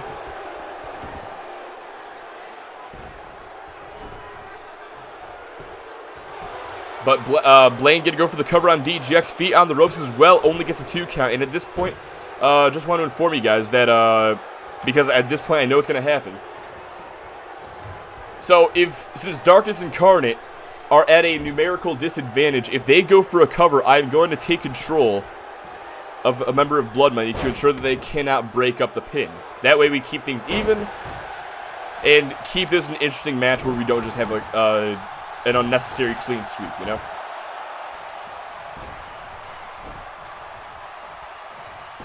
Except for stupid shit like this. I'm not taking control of that when he's gonna kick out of a fucking dirty pin. Oh, scoop slam there from Carr.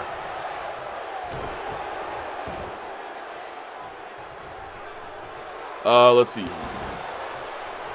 It's alright, because that just means Chen Shao can take them all out. Guess it's a good time to go make cereal now, right? And I was low on trash bags recently, and so a few days ago I got some mint-scented trash bags, and the layout of how the kitchen is connected to the rest of the house makes at least a good third of the house smell like faintly like mint all the time. I'm not sure if I would like that, to be honest. And who the fuck makes scented trash bags? I guess it makes sense, but still, that's kind of weird to me. I want my trash to smell like trash, damn it. DGX sees the opportunity, makes that tag back to Damian Deaver. Not sure if this is wise for Deaver to get back in here, but here we are. Flying forearm takes Carr down, and Carr with his focus on Brian Brutus. Damian Deaver takes advantage off the chop block. Also, we want this match to fill time, kinda.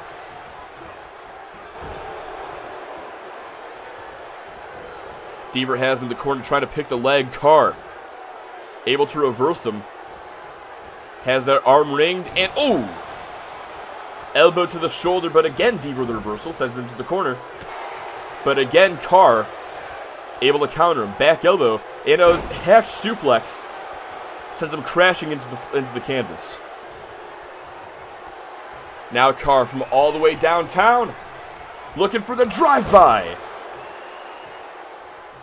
But he's not finished yet.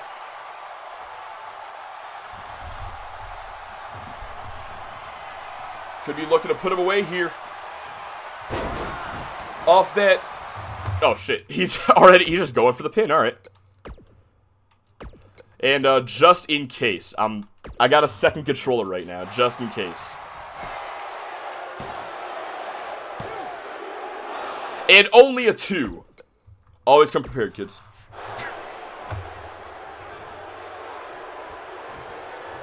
I got 2 controllers for this bullshit because I know what's going to happen if I don't. I've made the mistake in the past. I've fucked it up in the past. This gives me insurance at least. Tag made now to Brian Brutus. These guys setting up, pop up, power slam.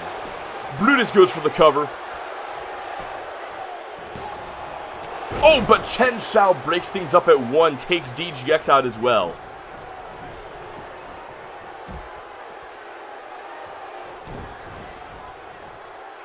And now Brutus going to send Carr back into the corner. Tag is made back to Deaver. These guys looking for it again. Deaver pops up. There's the power slam from Brutus, and Deaver into the cover. And that's it for Carr. Eliminated. It's 2-on-4. Tommy Blaine and Chen Shao. Oh my fucking god.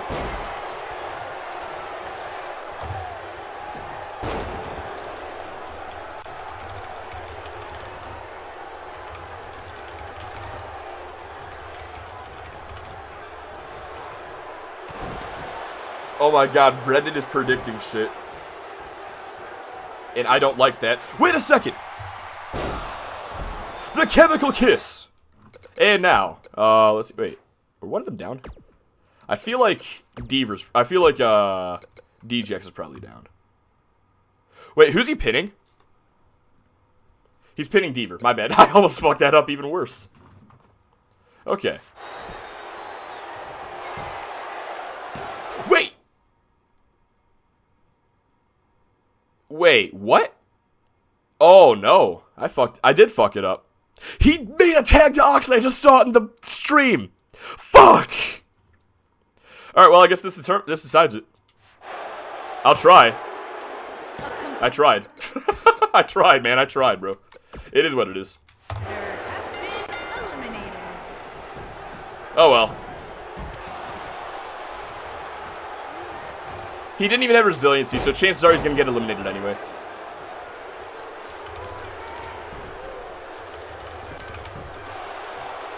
Now they're covered by DGX. Only a 2.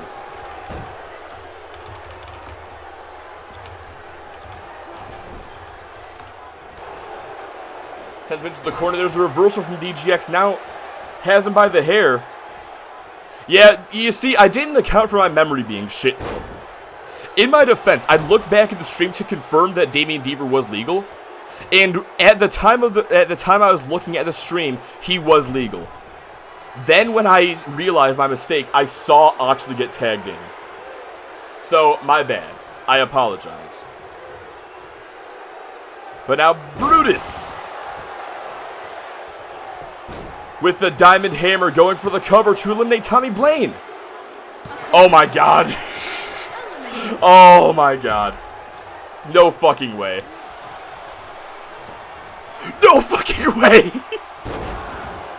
Okay, so that's Brutus. There is no possible way this happens.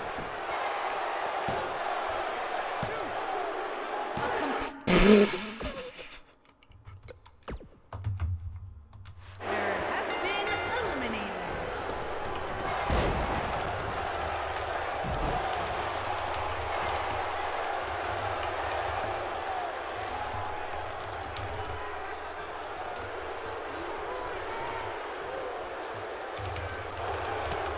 Oh, I thought that was a tap right there. I'm not gonna lie.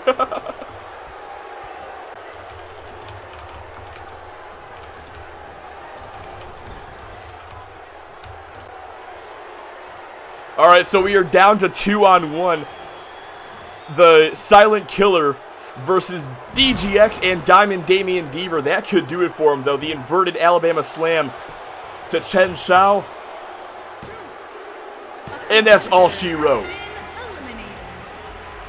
Blood Money gonna walk away from this with a 2-0 lead. DGX and Damian Deaver. It looks like Deaver made the right call,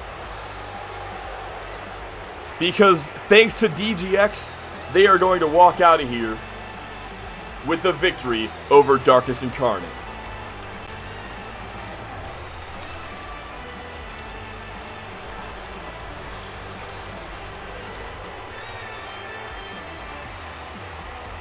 I can't believe that that actually happened, that Shao was actually the last one, and that he actually got a pinfall. I'm not gonna lie, I'm pretty fucking shocked about that. I apologize again for what happened with Oxley, but it is what it is. It didn't affect the match in the grand scheme of things. Here are your winners, Diamond Damian Deaver, Brian Brutus, The Bruiser Oxley, and DGX. I just realized, what the fuck is this theme song that's playing right now? This ain't nobody's theme song. Oh, I think it's because of Blood Money. There's no victory animation for them as a 4-man group. So it's default. That's probably why.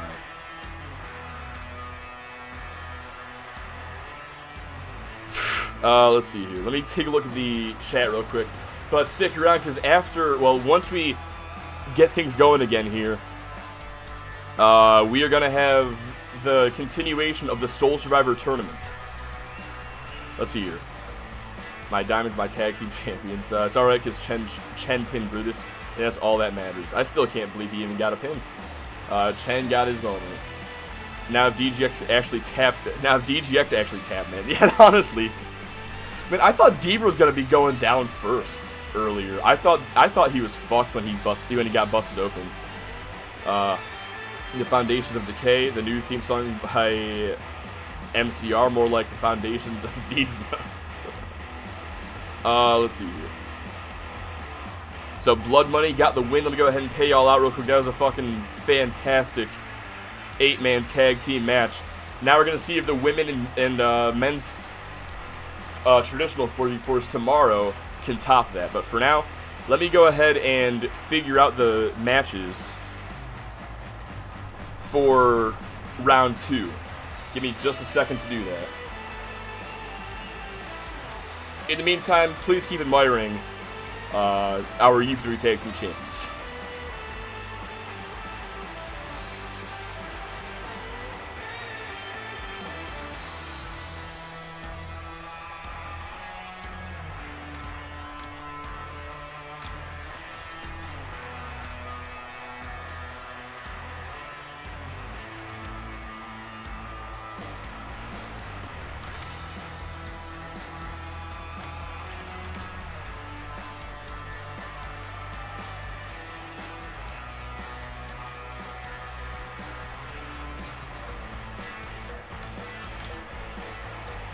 Alright, we got our matches set. Let me go ahead and get them set up now. Fucking fantastic 8-man tag, I have to say. Absolutely fantastic. That's the wrong song.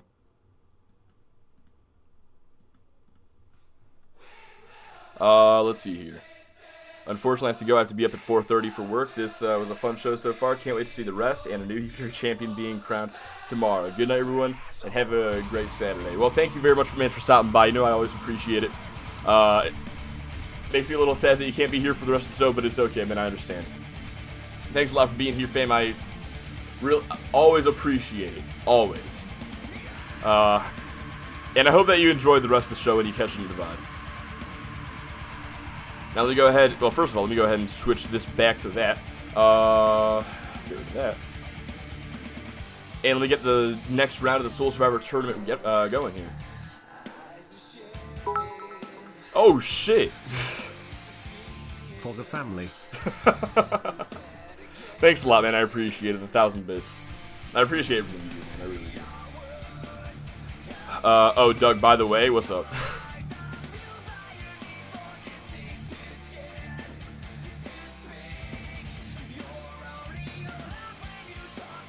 Let's see, where is Soul Survivor at?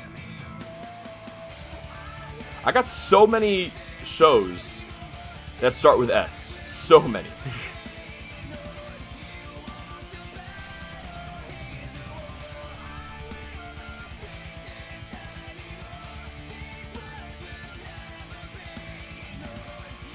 I can turn the other controller off now, actually. I would have the second controller on hand more often, but like the battery's never charged. But I was doing something this past week that absolutely required me having 2 controllers, so I had to charge that motherfucker. But let me go ahead and get the next round ready for you guys real quick.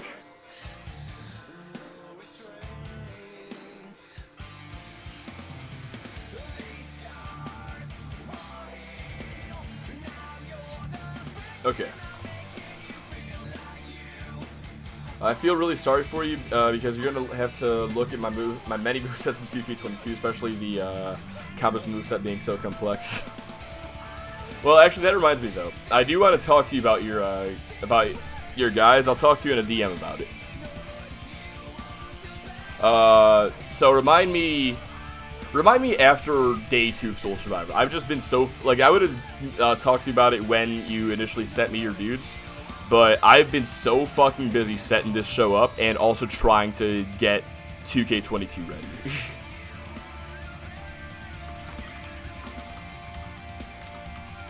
So remind me after Soul Survivor Day 2, because by then I will have so much more fucking free time to do this shit. Let's see. I picked out the best, right? Yeah, I did.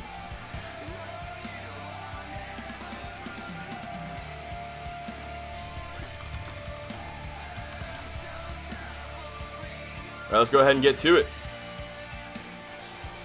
Round 2 of the Soul Survivor Tournament.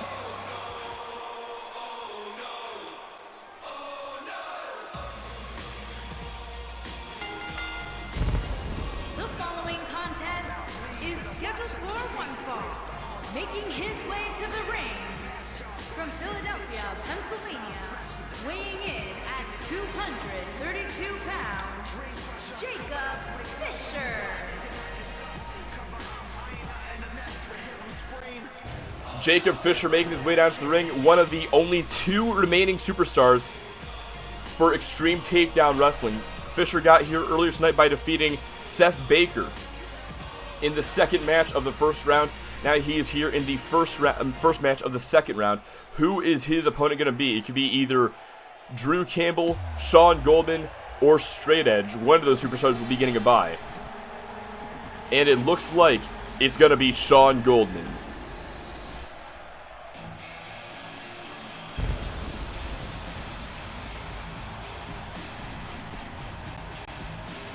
And his opponent from San Francisco, California, weighing in at 276 pounds, Sean Goldman. Now these matches are completely luck of the draw. It looks like Sean Goldman is going to be unlucky because he will have to compete in the second round. Now the advantage for Motor City Wrestling of having the numbers advantage that they have gives them the opportunity to let one of their superstars rest. It's not up to them who it's going to be, as all these matches are randomized.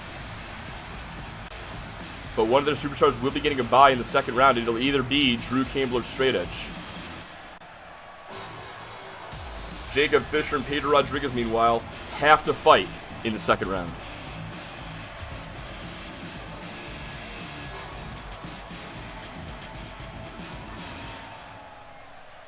Alright, that's enough me explaining how this fucking tournament works. Let's go ahead and get to it. Jacob Fisher, Sean Goldman.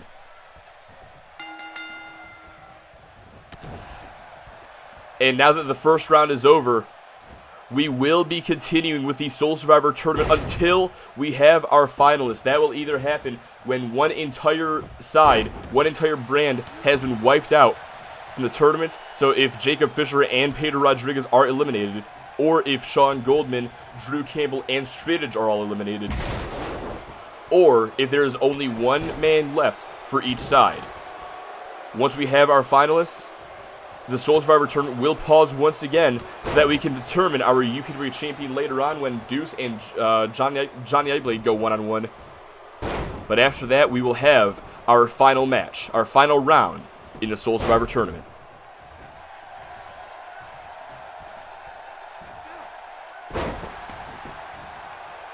No spoilers, but didn't live up to the Soul Survivor. Yeah, I feel like WWE typically doesn't live up to us, I'll be honest with you. Goldman has Fisher up, looking to bring him to the corner. But Fisher, a couple of elbows to the midsection, able to break up the hold. Now Jacob Fisher, he's gotten this far in the tournament in the past. Last year in the Soul Survivor Tournament, he was the last superstar to face Tyler Van Diver in these sort of mid-rounds. But he was not able to make it to the final. Sean Goldman, meanwhile, has never gotten this far. He was always eliminated in the first round. Will he be able to make it to the finals this time around, though? Jacob Fisher making sure that does not happen. Hits that Red Cold River, trying to get the 3 count there. He only gets a 2. This match going to continue on as Goldman sweeps the leg, looking to pick him back up. There's a jawbreaker from Fisher, however, and a clothesline takes him right back down. And now follows up with a stomp right to the face. It's not looking good for the San Fran Psycho as of this moment. Or maybe it is, rather. Or maybe it's not, rather. Now Jacob Fisher, he's got that cross armbar locked in, trying to force the submission. Goldman so close to the ropes, but he can't quite reach with his feet. But no, he's able to find a way to escape and break up the hold. Couple of punches to the face does the trick. Now has him up. Goldman looking for a gut buster. A unique and powerful variation of the move, but it's not enough to keep Fisher down. Hold on a second. The same way he beat Seth Baker earlier tonight hits that cherry bomb.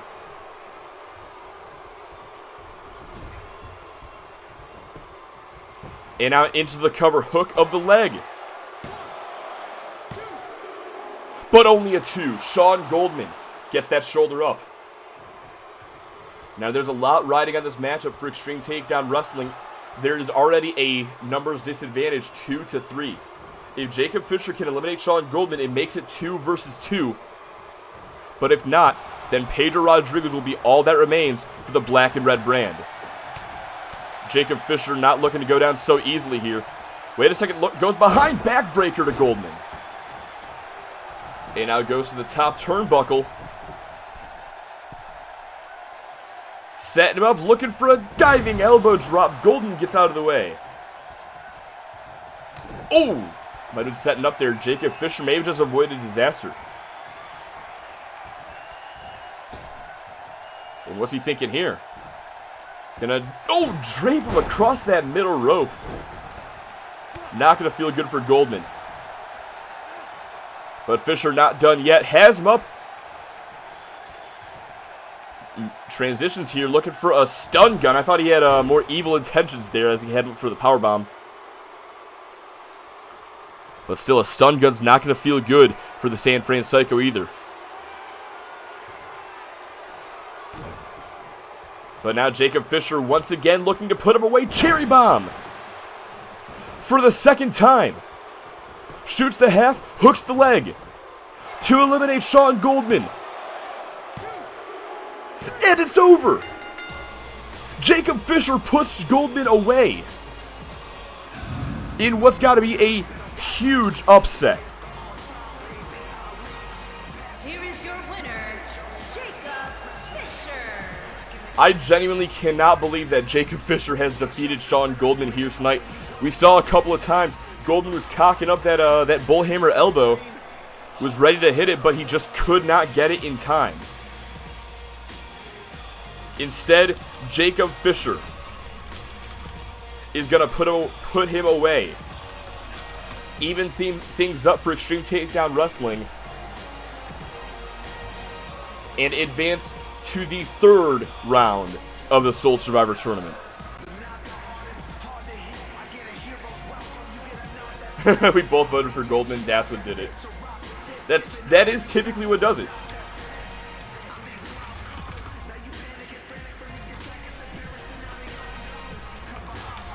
Alright, but now it's time to find out who Pedro Rodriguez will be up against. There we go.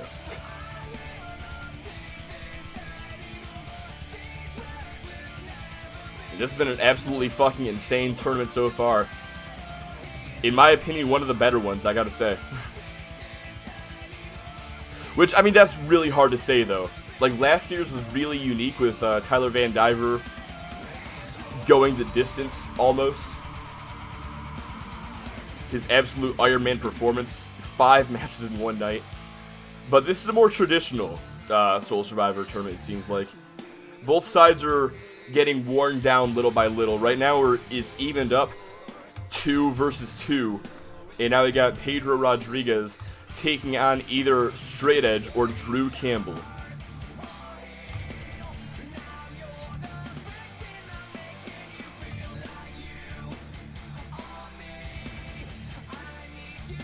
What am I forgetting to do right now? The records for one.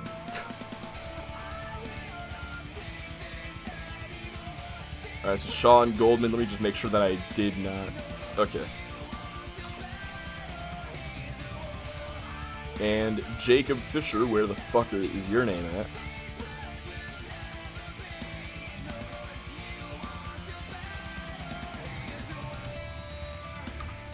Alright, there we go. So as of right now, we are guaranteed to have a third round. There will be an additional match after this one, no matter what. Because with it being 2-on-2, there's no longer 3 superstars on either side. So we have to get rid of 2 of them.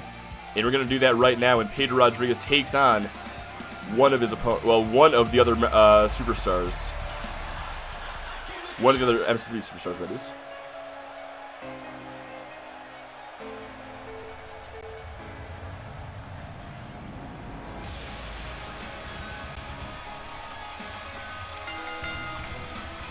The following contest is scheduled for one fall. Making his way to the ring from Guadalajara, Jalisco, Mexico, weighing in at 175 pounds, Pedro Rodriguez. Now, all 3 superstars who advanced for Motor City Wrestling are, well, they advanced for very good reasons. Sean Goldman, Drew Campbell, and Straight Edge are high caliber superstars. Some of the best in all of Motor City Wrestling. I, for one, am shocked to see that Jacob Fisher was able to get past Sean Goldman. But now Pedro Rodriguez, who is arguably one of the best in all the UPWA, and he has the record to show for it. He has the rank to show for it, as he's currently, after, well, if he wins this match, he'll be ranked at number 1 in all the UPWA again, but right now he's ranked at number 2 with 12 wins and 3 losses. Oh, wait a second.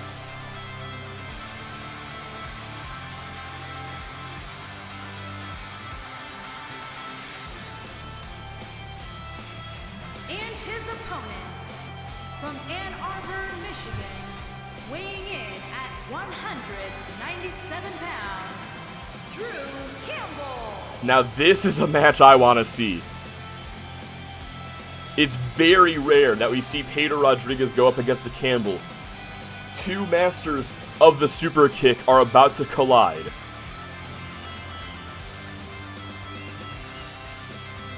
But it looks like this means that Straight Edge is going to get the bye for this round. If Pedro Rodriguez wins, Straight Edge will fight in the 3rd round, and either Pedro or Jacob Fisher will get the bye. If Drew Campbell wins, then either Campbell or Straight Edge will get the bye, while Jacob Fisher must compete in the next round. But now let's go ahead and get to it. Pedro Rodriguez and Drew Campbell 1-on-1. Oh, and Rodriguez right out of the gate. Basement dropkick takes Campbell down. Drew gonna launch him into the corner. Knife edge chop, lighten up the chest. Rodriguez with one of his own. Looking for the DDT. Gets caught with a Kipton sink. And a clothesline. Man, the bookers really want Rodriguez out of the tournament, huh? Well, I mean, like I said, all 3 of those guys, all 3 of the guys that Rodriguez could have fought are very deadly threats, in my opinion. So no matter who Rodriguez drew, it was gonna be a difficult situation for him. But now we're gonna see if he can overcome the situation and defeat Drew Campbell here tonight. Campbell with the drop toe hold takes Rodriguez down. And now gonna bring him face first into the corner. Not finished yet. Keeps on smashing his skull into that top turnbuckle. But Pedro right back up. Looking for a spinning soul kick. He gets it. Into the front face lock. Trying to follow up. Chops the arm. Does Drew. Pulls him in, and a neck breaker. And now, ooh, bit of a face wash right there, just trying to disrespect his opponent. And Drew out of the corner looking for the front flip DDT, same way he beat Xander Storm in his first round matchup. Not finished yet, though. Wants to seal the deal here tonight as he hits that Campbell kick. Hooks the leg, shoulders down. But only a 2. It is not looking good for Pedro Rodriguez as of this moment.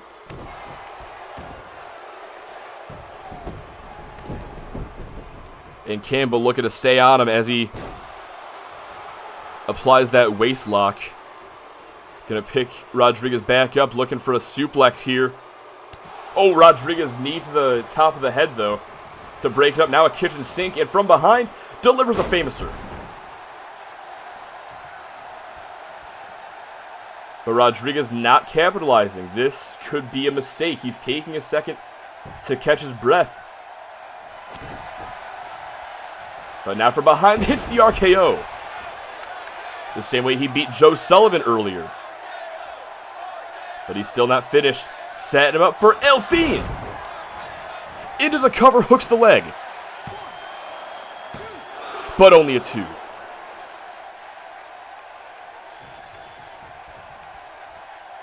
Both these guys have hit their absolute best shots on each other. Neither is going down just yet. What more can they each endure as Rodriguez sends Drew Campbell into the corner? There's the reversal off the Irish whip. But Rodriguez gets the knees up. And off the middle rope. Hits him with a beautiful missile drop kick. And from all the way downtown, gets that flying forearm into the corner. This is the stop to follow up and takes a flapjack for his troubles.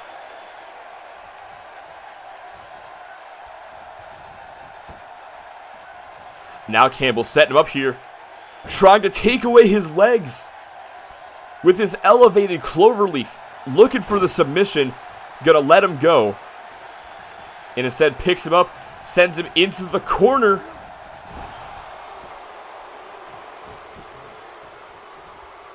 And wait a second, Campbell brings Pedro to the top turnbuckle.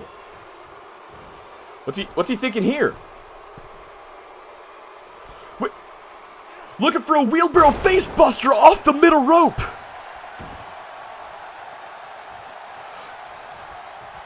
What a maneuver! But not finished yet. Schoolboy super kick to Pedro.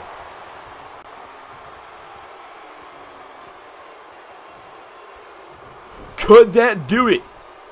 For the Master Manipulator, hooks the leg. 1, 2. No! Only a 2. But Drew has to stay on him. Goes to the top turnbuckle. Looking for the frog splash. That's gonna do it. Goes for the cover. Shoulders down. 1, 2, 3. Drew Campbell pins Pedro Rodriguez.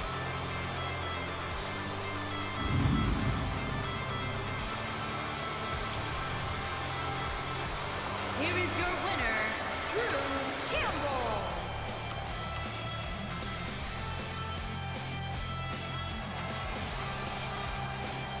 An amazing performance from both athletes. Pulled out everything they had. But in the end, it's going to be Drew Campbell advancing to the 3rd round or the finals. Either here, Straight Edge is going to get an automatic bye to the finals. But now it's time to find out. What is the fate of the Soul Survivor tournament, I suppose? Who's going to face Jacob Fisher up next?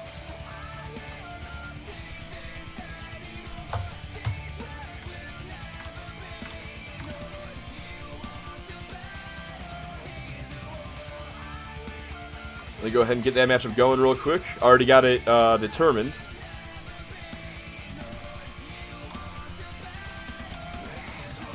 Almost fucked it up. I almost forgot to put in the arena This almost took place in the Japan Hall instead. But ladies and gentlemen, I want to remind you real quick that after this matchup right here, we are going to have our UPWA Championship match.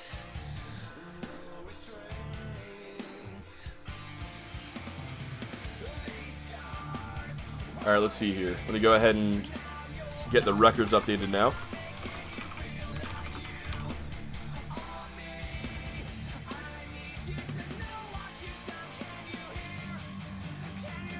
Man, I really thought that Pedro was gonna win. I'm not gonna lie. I was honestly hoping for him to win.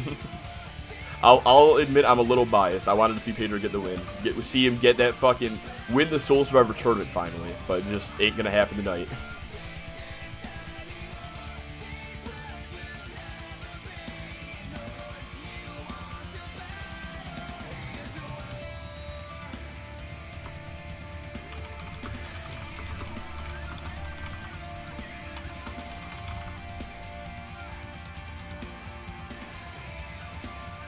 Let's go ahead and get to it.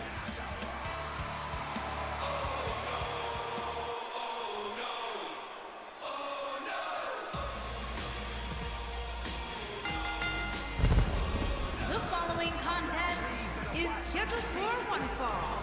Making his way to the ring from Philadelphia, Pennsylvania, weighing in at 232 pounds, Jacob Fisher.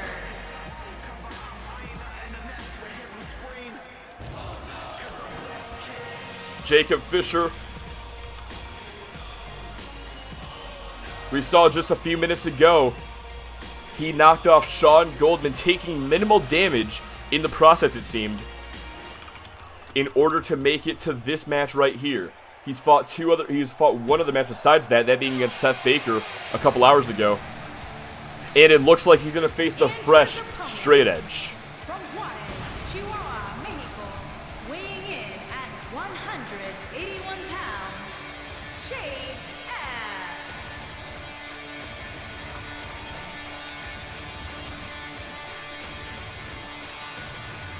Now we just saw Drew Campbell defeat Pedro Rodriguez, but it looks like Campbell will be getting the bye in this round.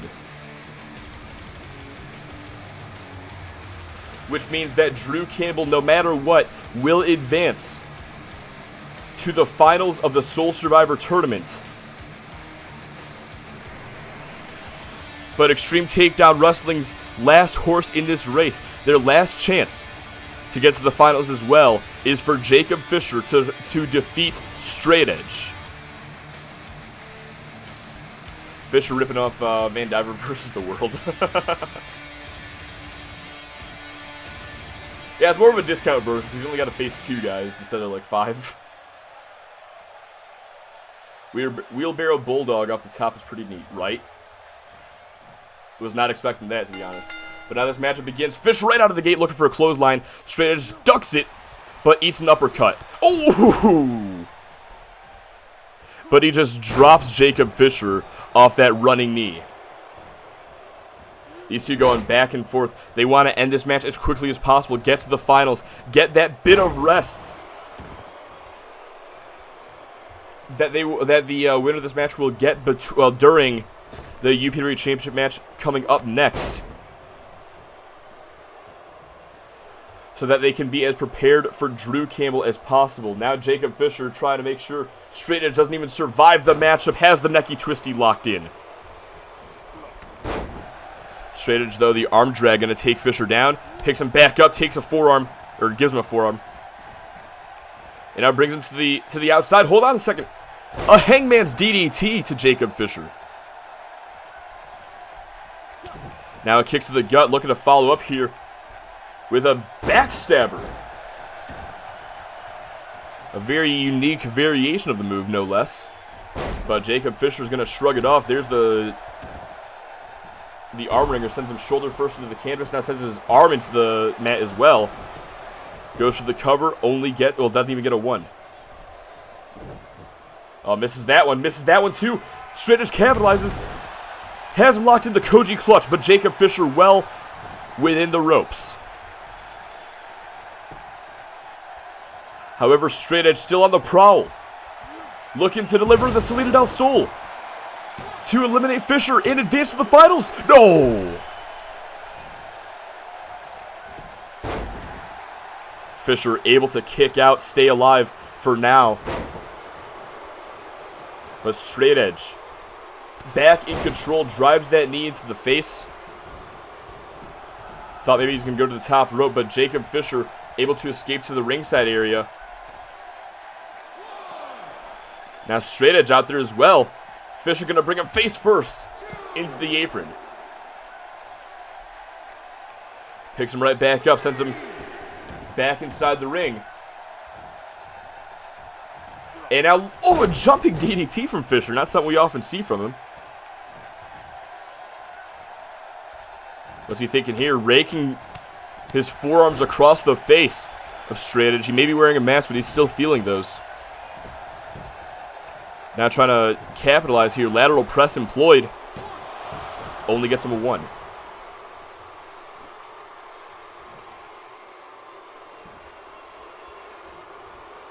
Drags him back towards the middle of the ring. Stomp on the arm.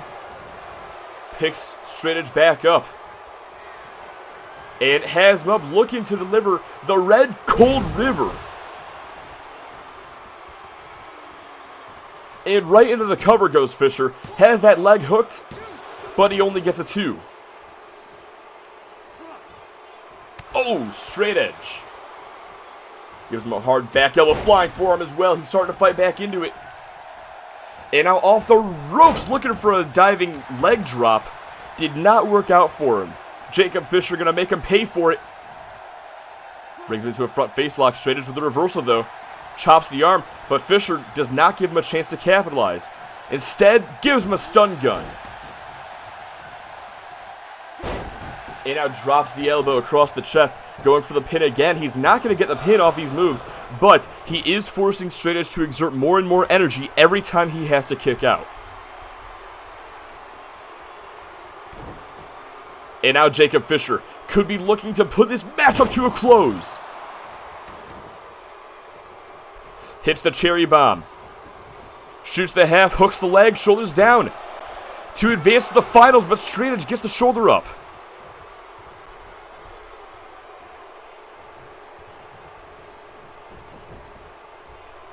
Straight Edge is one of the most resilient fighters that Motor City Wrestling has to offer. And we're seeing exactly why that is here tonight as he continues to endure everything Jacob Fisher throws at him. But how much more can he take before his body gives out?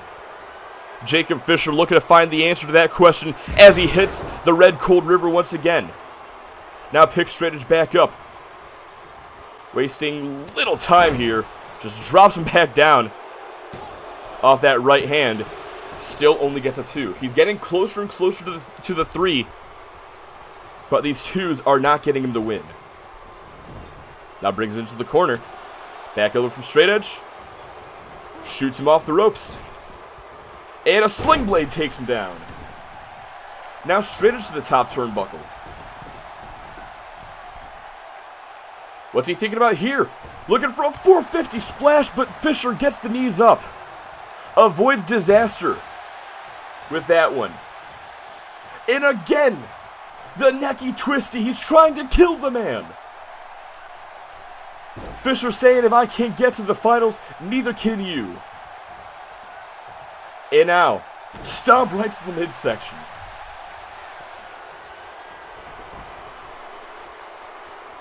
And Fisher looking for it once again. Kicks in the gut for, I believe, a 3rd time in this matchup. Hits the cherry bomb. And will that do it for Straight Edge? Shoots the half, hooks the leg, center of the ring. It's over. Jacob Fisher is going to the finals. Oh my god, he's fucking doing it. How is this fucking possible?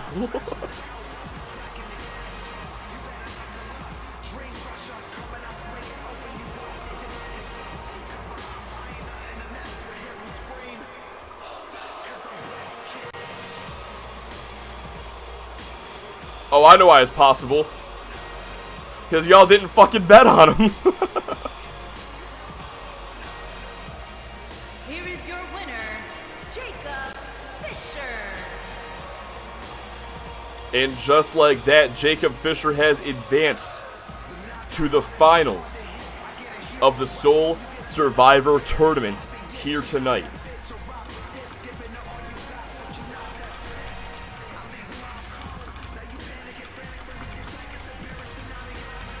He and Drew Campbell will be back out here in a few moments, but for now, we have a UPWA Championship match between the Purebred Athlete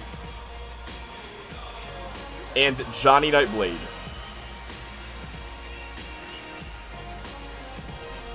But before we go ahead and get there, I just want to show you guys something real quick.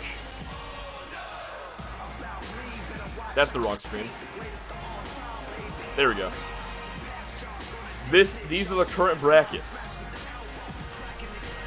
These are the current brackets. Jacob Fisher defeated Seth Baker in the first round. Drew Campbell defeated Xander Storm in the first round. Jacob Fisher defeated Sean Golden in the second round. Drew Campbell defeated Peter Rodriguez in the second round. And Jacob Fisher has just defeated Straight Edge in the third round. Drew gets a bye. These two are going to meet in the finals here in just a few moments. But like I said, for now we got to go ahead and move on to our next match of the evening, our first of two main events, as Deuce and Johnny Nightblade get set to clash. Guess Drew Campbell's winning the Soul Survivor tournament this year.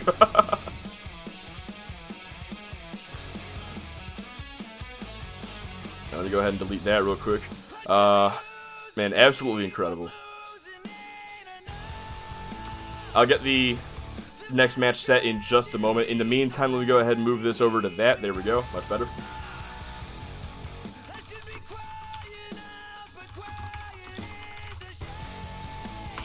Alright. Let me go ahead and get this next match ready now.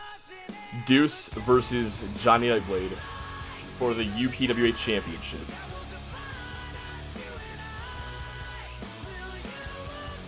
And this has been an absolutely incredible Soul Survivor thus far, and we still have day 2 to get to tomorrow. More likely on what, Sunday? Yeah, more likely on Sunday, but still.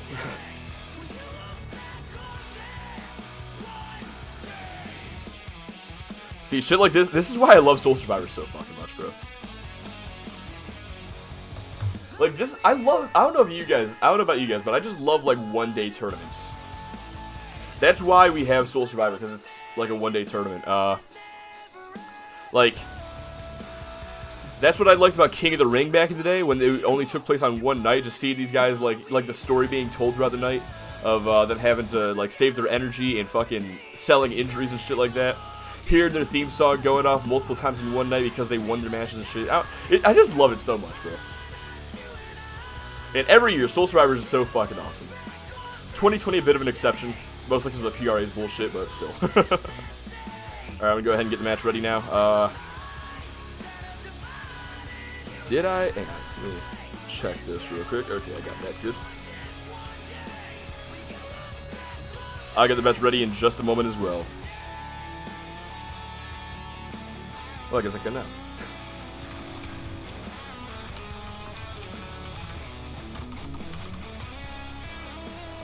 Brendan, we have to start thinking about this now. Who is going to bet on Campbell and who is going to bet on Fisher? Gotta make sure it's even right down the middle and all that shit. Fucking can't be having the curse tonight. Not in the finals, bro. Not in the finals.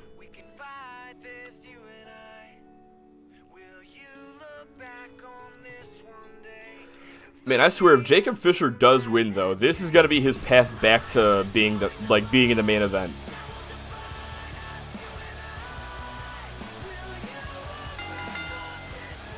The following contest is scheduled for one fall and is for the Pro Wrestling Alliance Championship.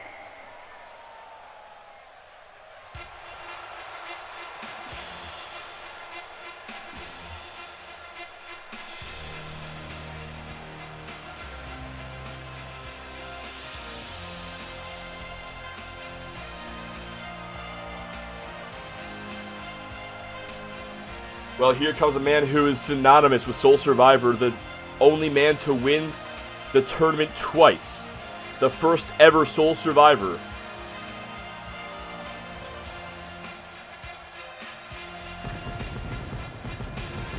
And it's his victory at Soul Survivor last year, him winning the tournament last year, which is the reason why he is getting this shot tonight. Now, under normal circumstances, the winner of the Soul Survivor tournament does not get their shot a whole year later. That's not what the plan is. But last year, the winner of the tournament was supposed to get a opportunity at the UPW title at Sandstorm. Because Deuce got injured before Sandstorm, though, his opportunity went to Tyler Van Diver instead.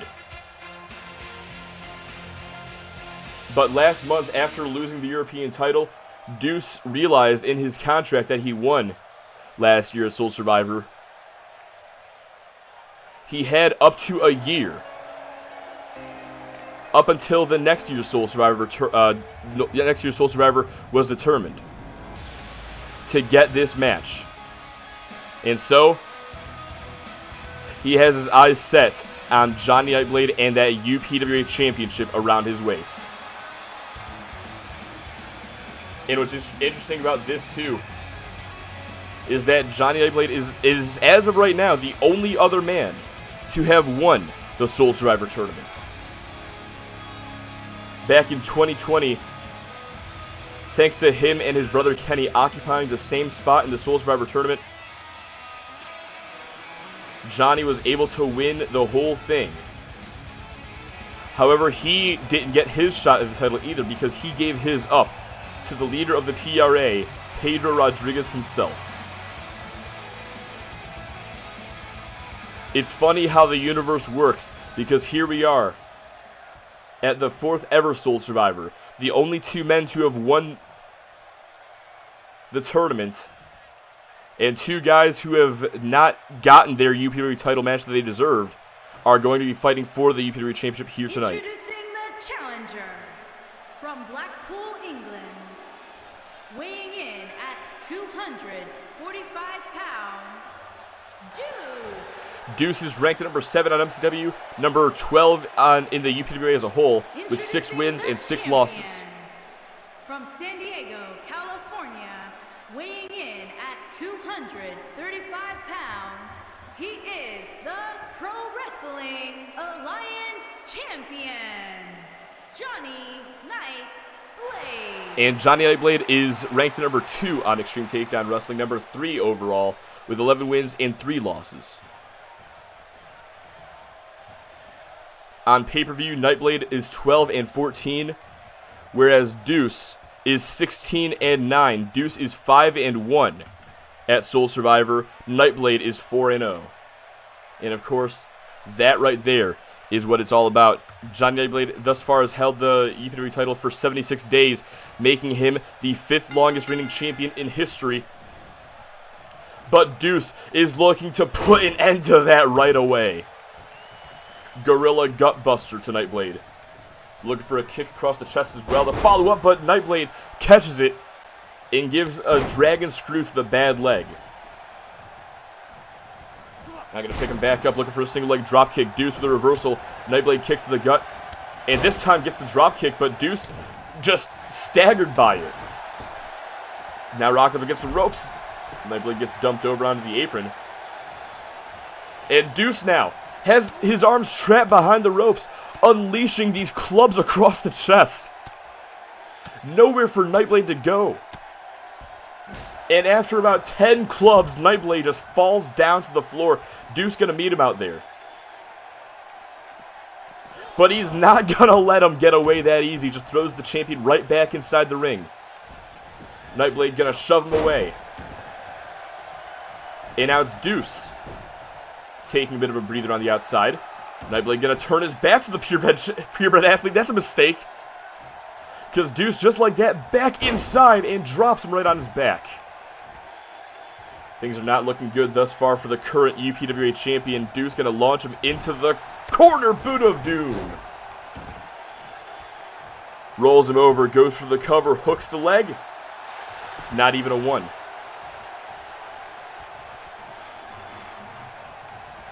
Picks him right back up, knife edge chop.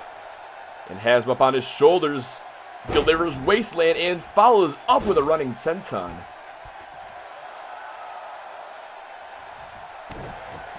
Deuce now in full control. He's slowing down the pace to make sure that Nightblade cannot outrun him. Keeping him grounded as long as he can as he delivers this running power slam. Now gonna pick Nightblade back up. Turns him around. Setting him up for Boston Knee Party.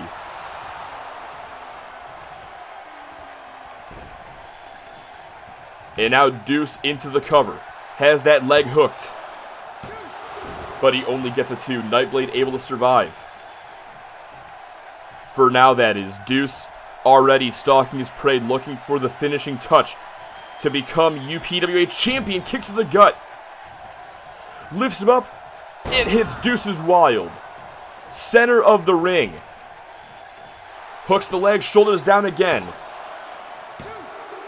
But still only a 2 count. Nightblade gets the shoulder up.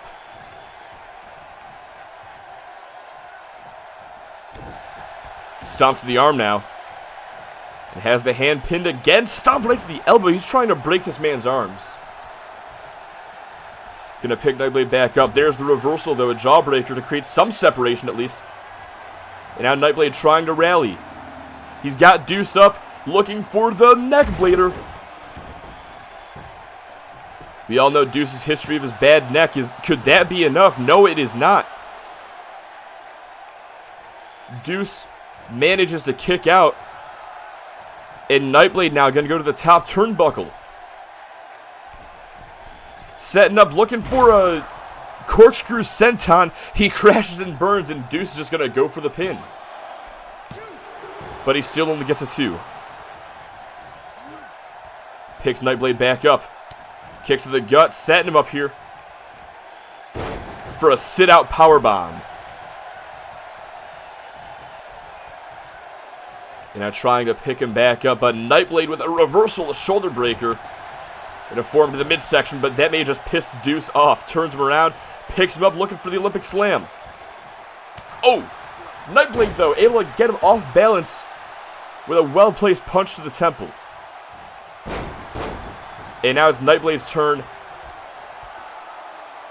to gain some offense. Goes to the top turnbuckle, looking for San Diego Starlight for this Los Angeles crowd.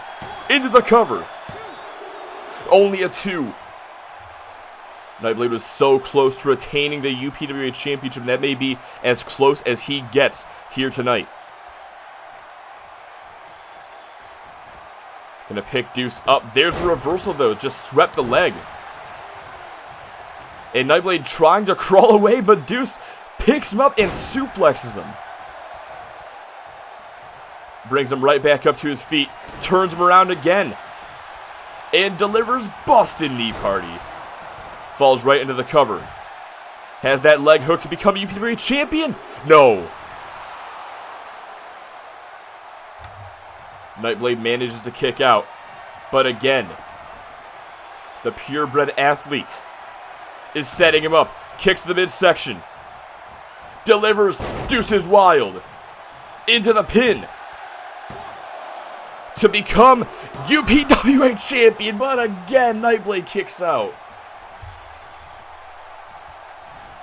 Look, I don't know y'all's fucking politics, Yanny. I just assume California is California, alright?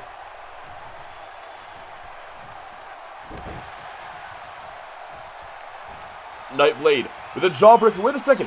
Has Deuce up. Cradle DDT. Hooks the leg. Will that be enough to retain the title? No, he only gets a 2 count. But he has to stay on him. He has an opportunity, and he cannot let it go to waste. Deuce is getting back up to his feet, and Nightblade gets the spear. Hooks the leg. 1, 2. Nightblade retains! No fucking way!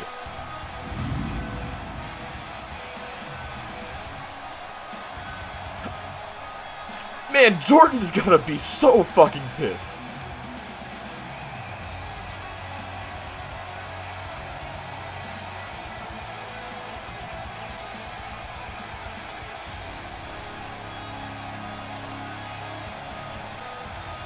That may have been the upset of the century.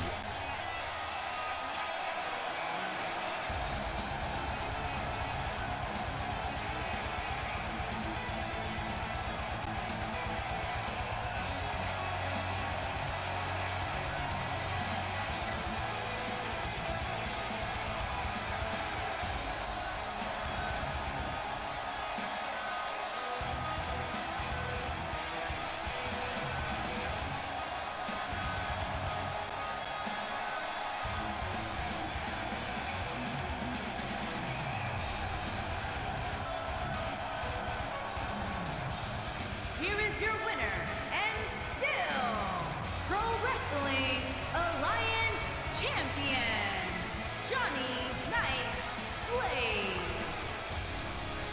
I cannot believe that Johnny Nightblade has just defeated Deuce on his own, clean as a whistle.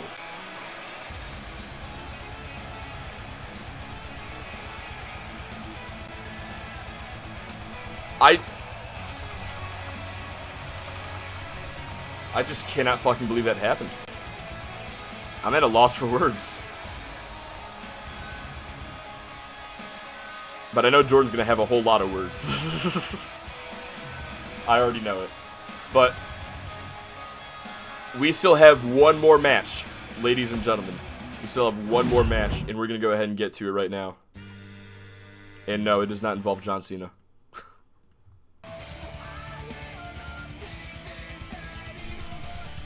Ladies and gentlemen, it is now time to determine the winner of the 2022 Soul Survivor Tournament. Hopefully, Jacob Fisher and Drew Campbell have gotten enough rest because they are about to go one-on-one for a shot at the UPWA Championship tomorrow night.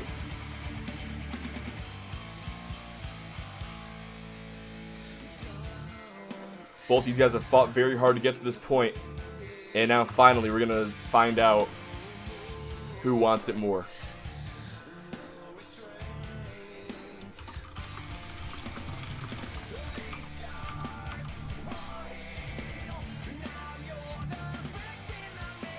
Except I forgot something. I forgot to make a no DQ, so I'm going to go ahead and restart my game real quick. You know, the funny thing, you know, yeah, it's really funny you bring that up, actually. It's really funny you bring that up. I was so very tempted to have Lopez cut a promo. Like, during their interview earlier, I was so tempted to have Lopez say, you look at, they say all men are created equally. You look at Deuce and you look at Johnny Nightblade, and you see that statement's just not true. I was gonna have him say those exact fucking words.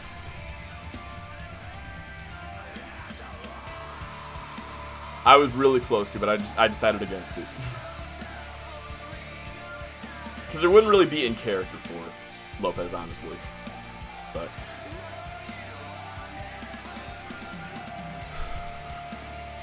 let's see. All right, now then, let me go ahead and actually make this no DQ.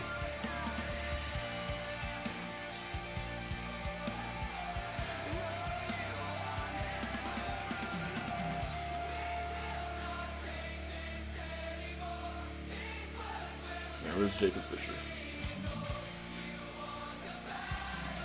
And Drew Campbell.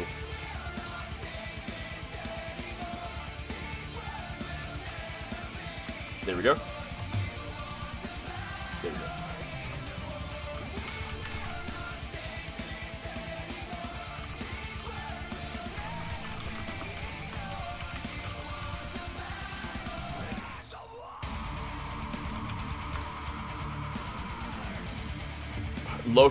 Loco professional shit poster Lee Lopez.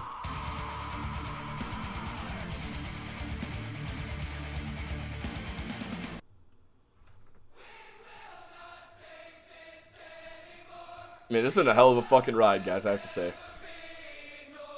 I'm really glad I made it 2 nights. I'm really fucking glad I made it 2 nights. Last year, I remember y'all being a little fatigued. I know I was fatigued.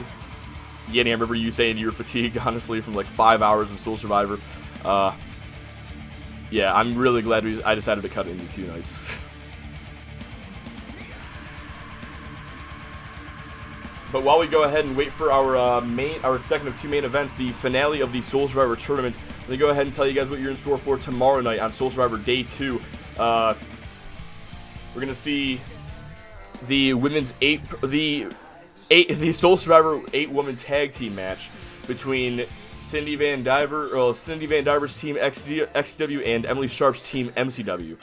After that, BLK and Kamikaze Marty going to face off in a no DQ match. Then we got the Block Party, the Bakers, Strength and Power, and the Kiwi Buzzsaws in an elimination fatal 4-way tag team match, where the winners, well, I guess they're all competing to figure out who the best tag team in the UPWA is. I don't fucking know. Following that is our UPW Women's Champion Akane Tanaka taking on the U.S. Women's Champion Selena Dominguez. Then the men's 8-person tag team match, Soul Survivor style and all that shit. Pedro Rodriguez, Kenny Nightblade, Zack Stasiak, and Marco Rodriguez versus Loco Lopez, Santana Santos, Cody Campbell, and Straight Edge. Then, of course, we have Cody Gray versus Tyler Van Diver in a hardcore match. World Hardcore Champion versus European Champion for that one. And now we know that Jacob Fisher... now we know that Johnny Nightblade is going to be one of the participants in the UPW title match. But will the other be Jacob Fisher or Drew Campbell? We're going to find out the answer to that question right now. Let's go ahead and get to it.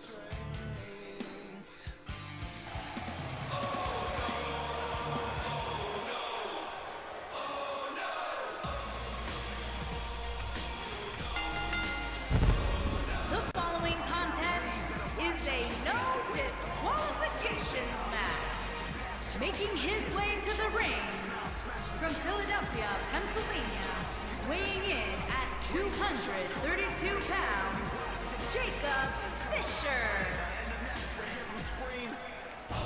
Jacob Fisher has fought in 4 other matches tonight. In the first round, he defeated Seth Baker. In the second round, he defeated... 3 other matches, excuse me. In the first round, he defeated Seth Baker. In the second round, he defeated Sean Goldman. And in the third round, not too long ago, he defeated Straight Edge. Drew Campbell has fought in 2 matches tonight. The first one was against Xander Storm back in the first round. In the second round, he went up against Pedro Rodriguez before receiving a bye for the third round. But now, And his opponent, we settle the tournament once and for all. Ann Arbor, Michigan, weighing in at 197 pounds, Drew Campbell. Now, a few things I want to point out as we head into this matchup. Number 1, Motor City Wrestling has never won the Soul Survivor tournament. We saw Tyler Van Diver get very close last year. As a matter of fact, Tyler Van Diver was the first MCW superstar to make it to the finals ever. But it was not to be. This year, Drew Campbell walks into this matchup with the advantage of having a bye. Tyler Van Diver was very fatigued in his match last year. Could this be what gives Campbell the edge to win? Also, I want to point out that as of right now, the shows are tied in terms of wins. Earlier tonight, we saw Blood Money win the Tag Team Champions versus Champions match. And then we just saw, representing Motor City Wrestling, then we just saw Extreme Takedown Wrestling get the win with Johnny Nightblade defeating Deuce.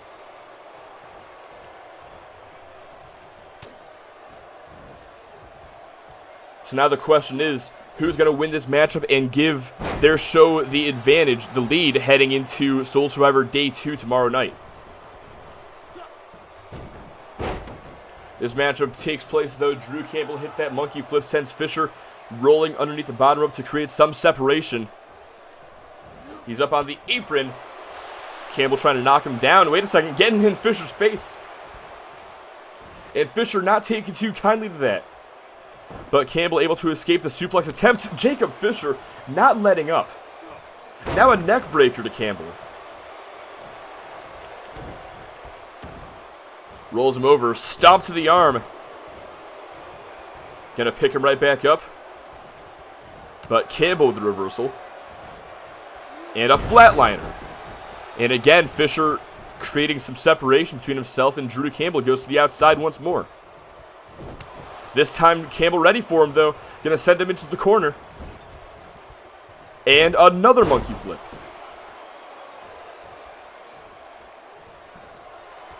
But not finished yet. Campbell's still in the corner. He's waiting for Fisher to get back up so he can hit this front flip DDT.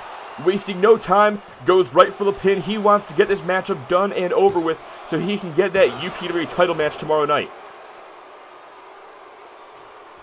But he only gets a 2. Now Campbell setting up again. This time for the Campbell kick. Hooks the leg to put Jacob Fisher away. But no, only a 2. Jacob Fisher's had an incredible run so far tonight. I have personally counted him out at just about every turn. I mean, his match with Seth Baker could have gone either way, but I did not expect him to knock off Sean Goldman or Straight Edge. And yet here we are. Jacob Fisher has made it to the finals. He has surpassed his fellow XCW superstars such as Pedro and Marco Rodriguez, Xander Storm, and Jason Edwards. But can he make it all worth it? Wait a second, off the top rope, drops the fist. Follows up with a drop kick. This looks very familiar. Gives him a mushroom stomp for a good measure. Jacob Fisher stealing Drew Campbell's slew of offense. Hold on a second. Schoolboy into the super kick. Jacob Fisher making this personal. Gonna go for the cover. Will that do it for Campbell? No, he kicks out at 2.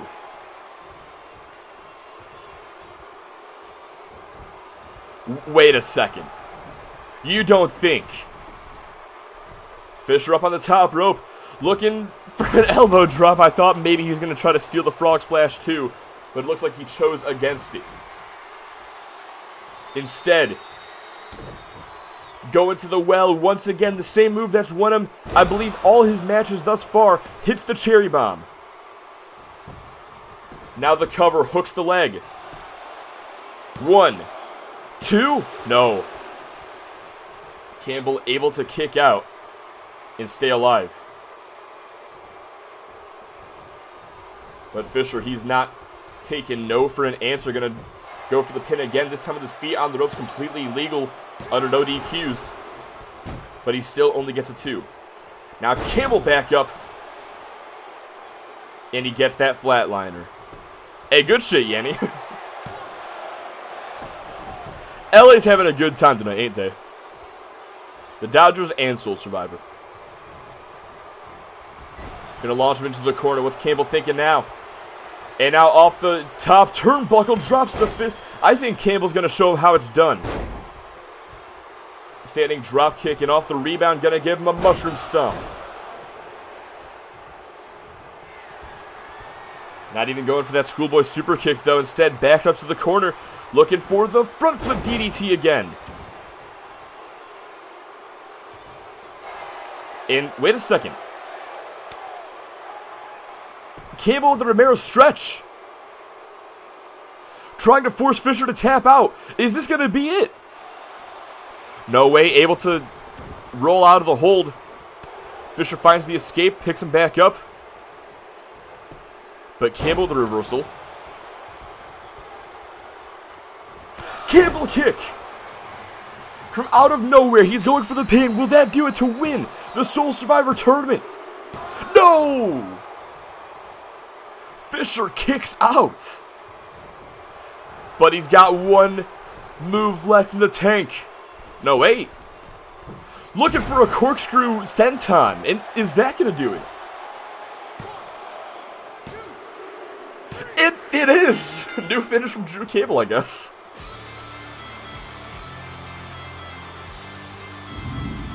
Drew Campbell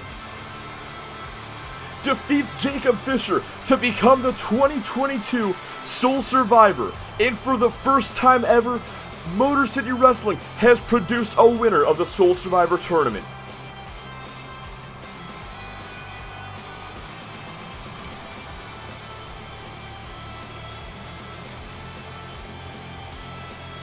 give credit where it's due. Jacob Fisher fought in 3 other matches tonight, but he wasn't able to get it done in the finals. You have to wonder if that bye in the 3rd round was what it took for Drew Campbell to get the job done here tonight. Regardless, congratulations. Here is your winner, Drew Campbell. Drew Campbell is going to walk out of here as the winner of the 2022 Soul Survivor Tournament, which means tomorrow night, on day 2 of Soul Survivor, he will get a shot at Johnny Nightblade for the UPWA Championship. The stage is officially set, and I cannot wait. I cannot wait to see how that one goes. Man, absolutely incredible match. Hang on a second.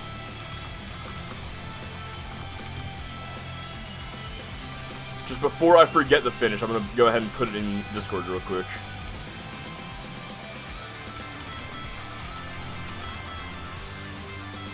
Alright, there we go. Alright.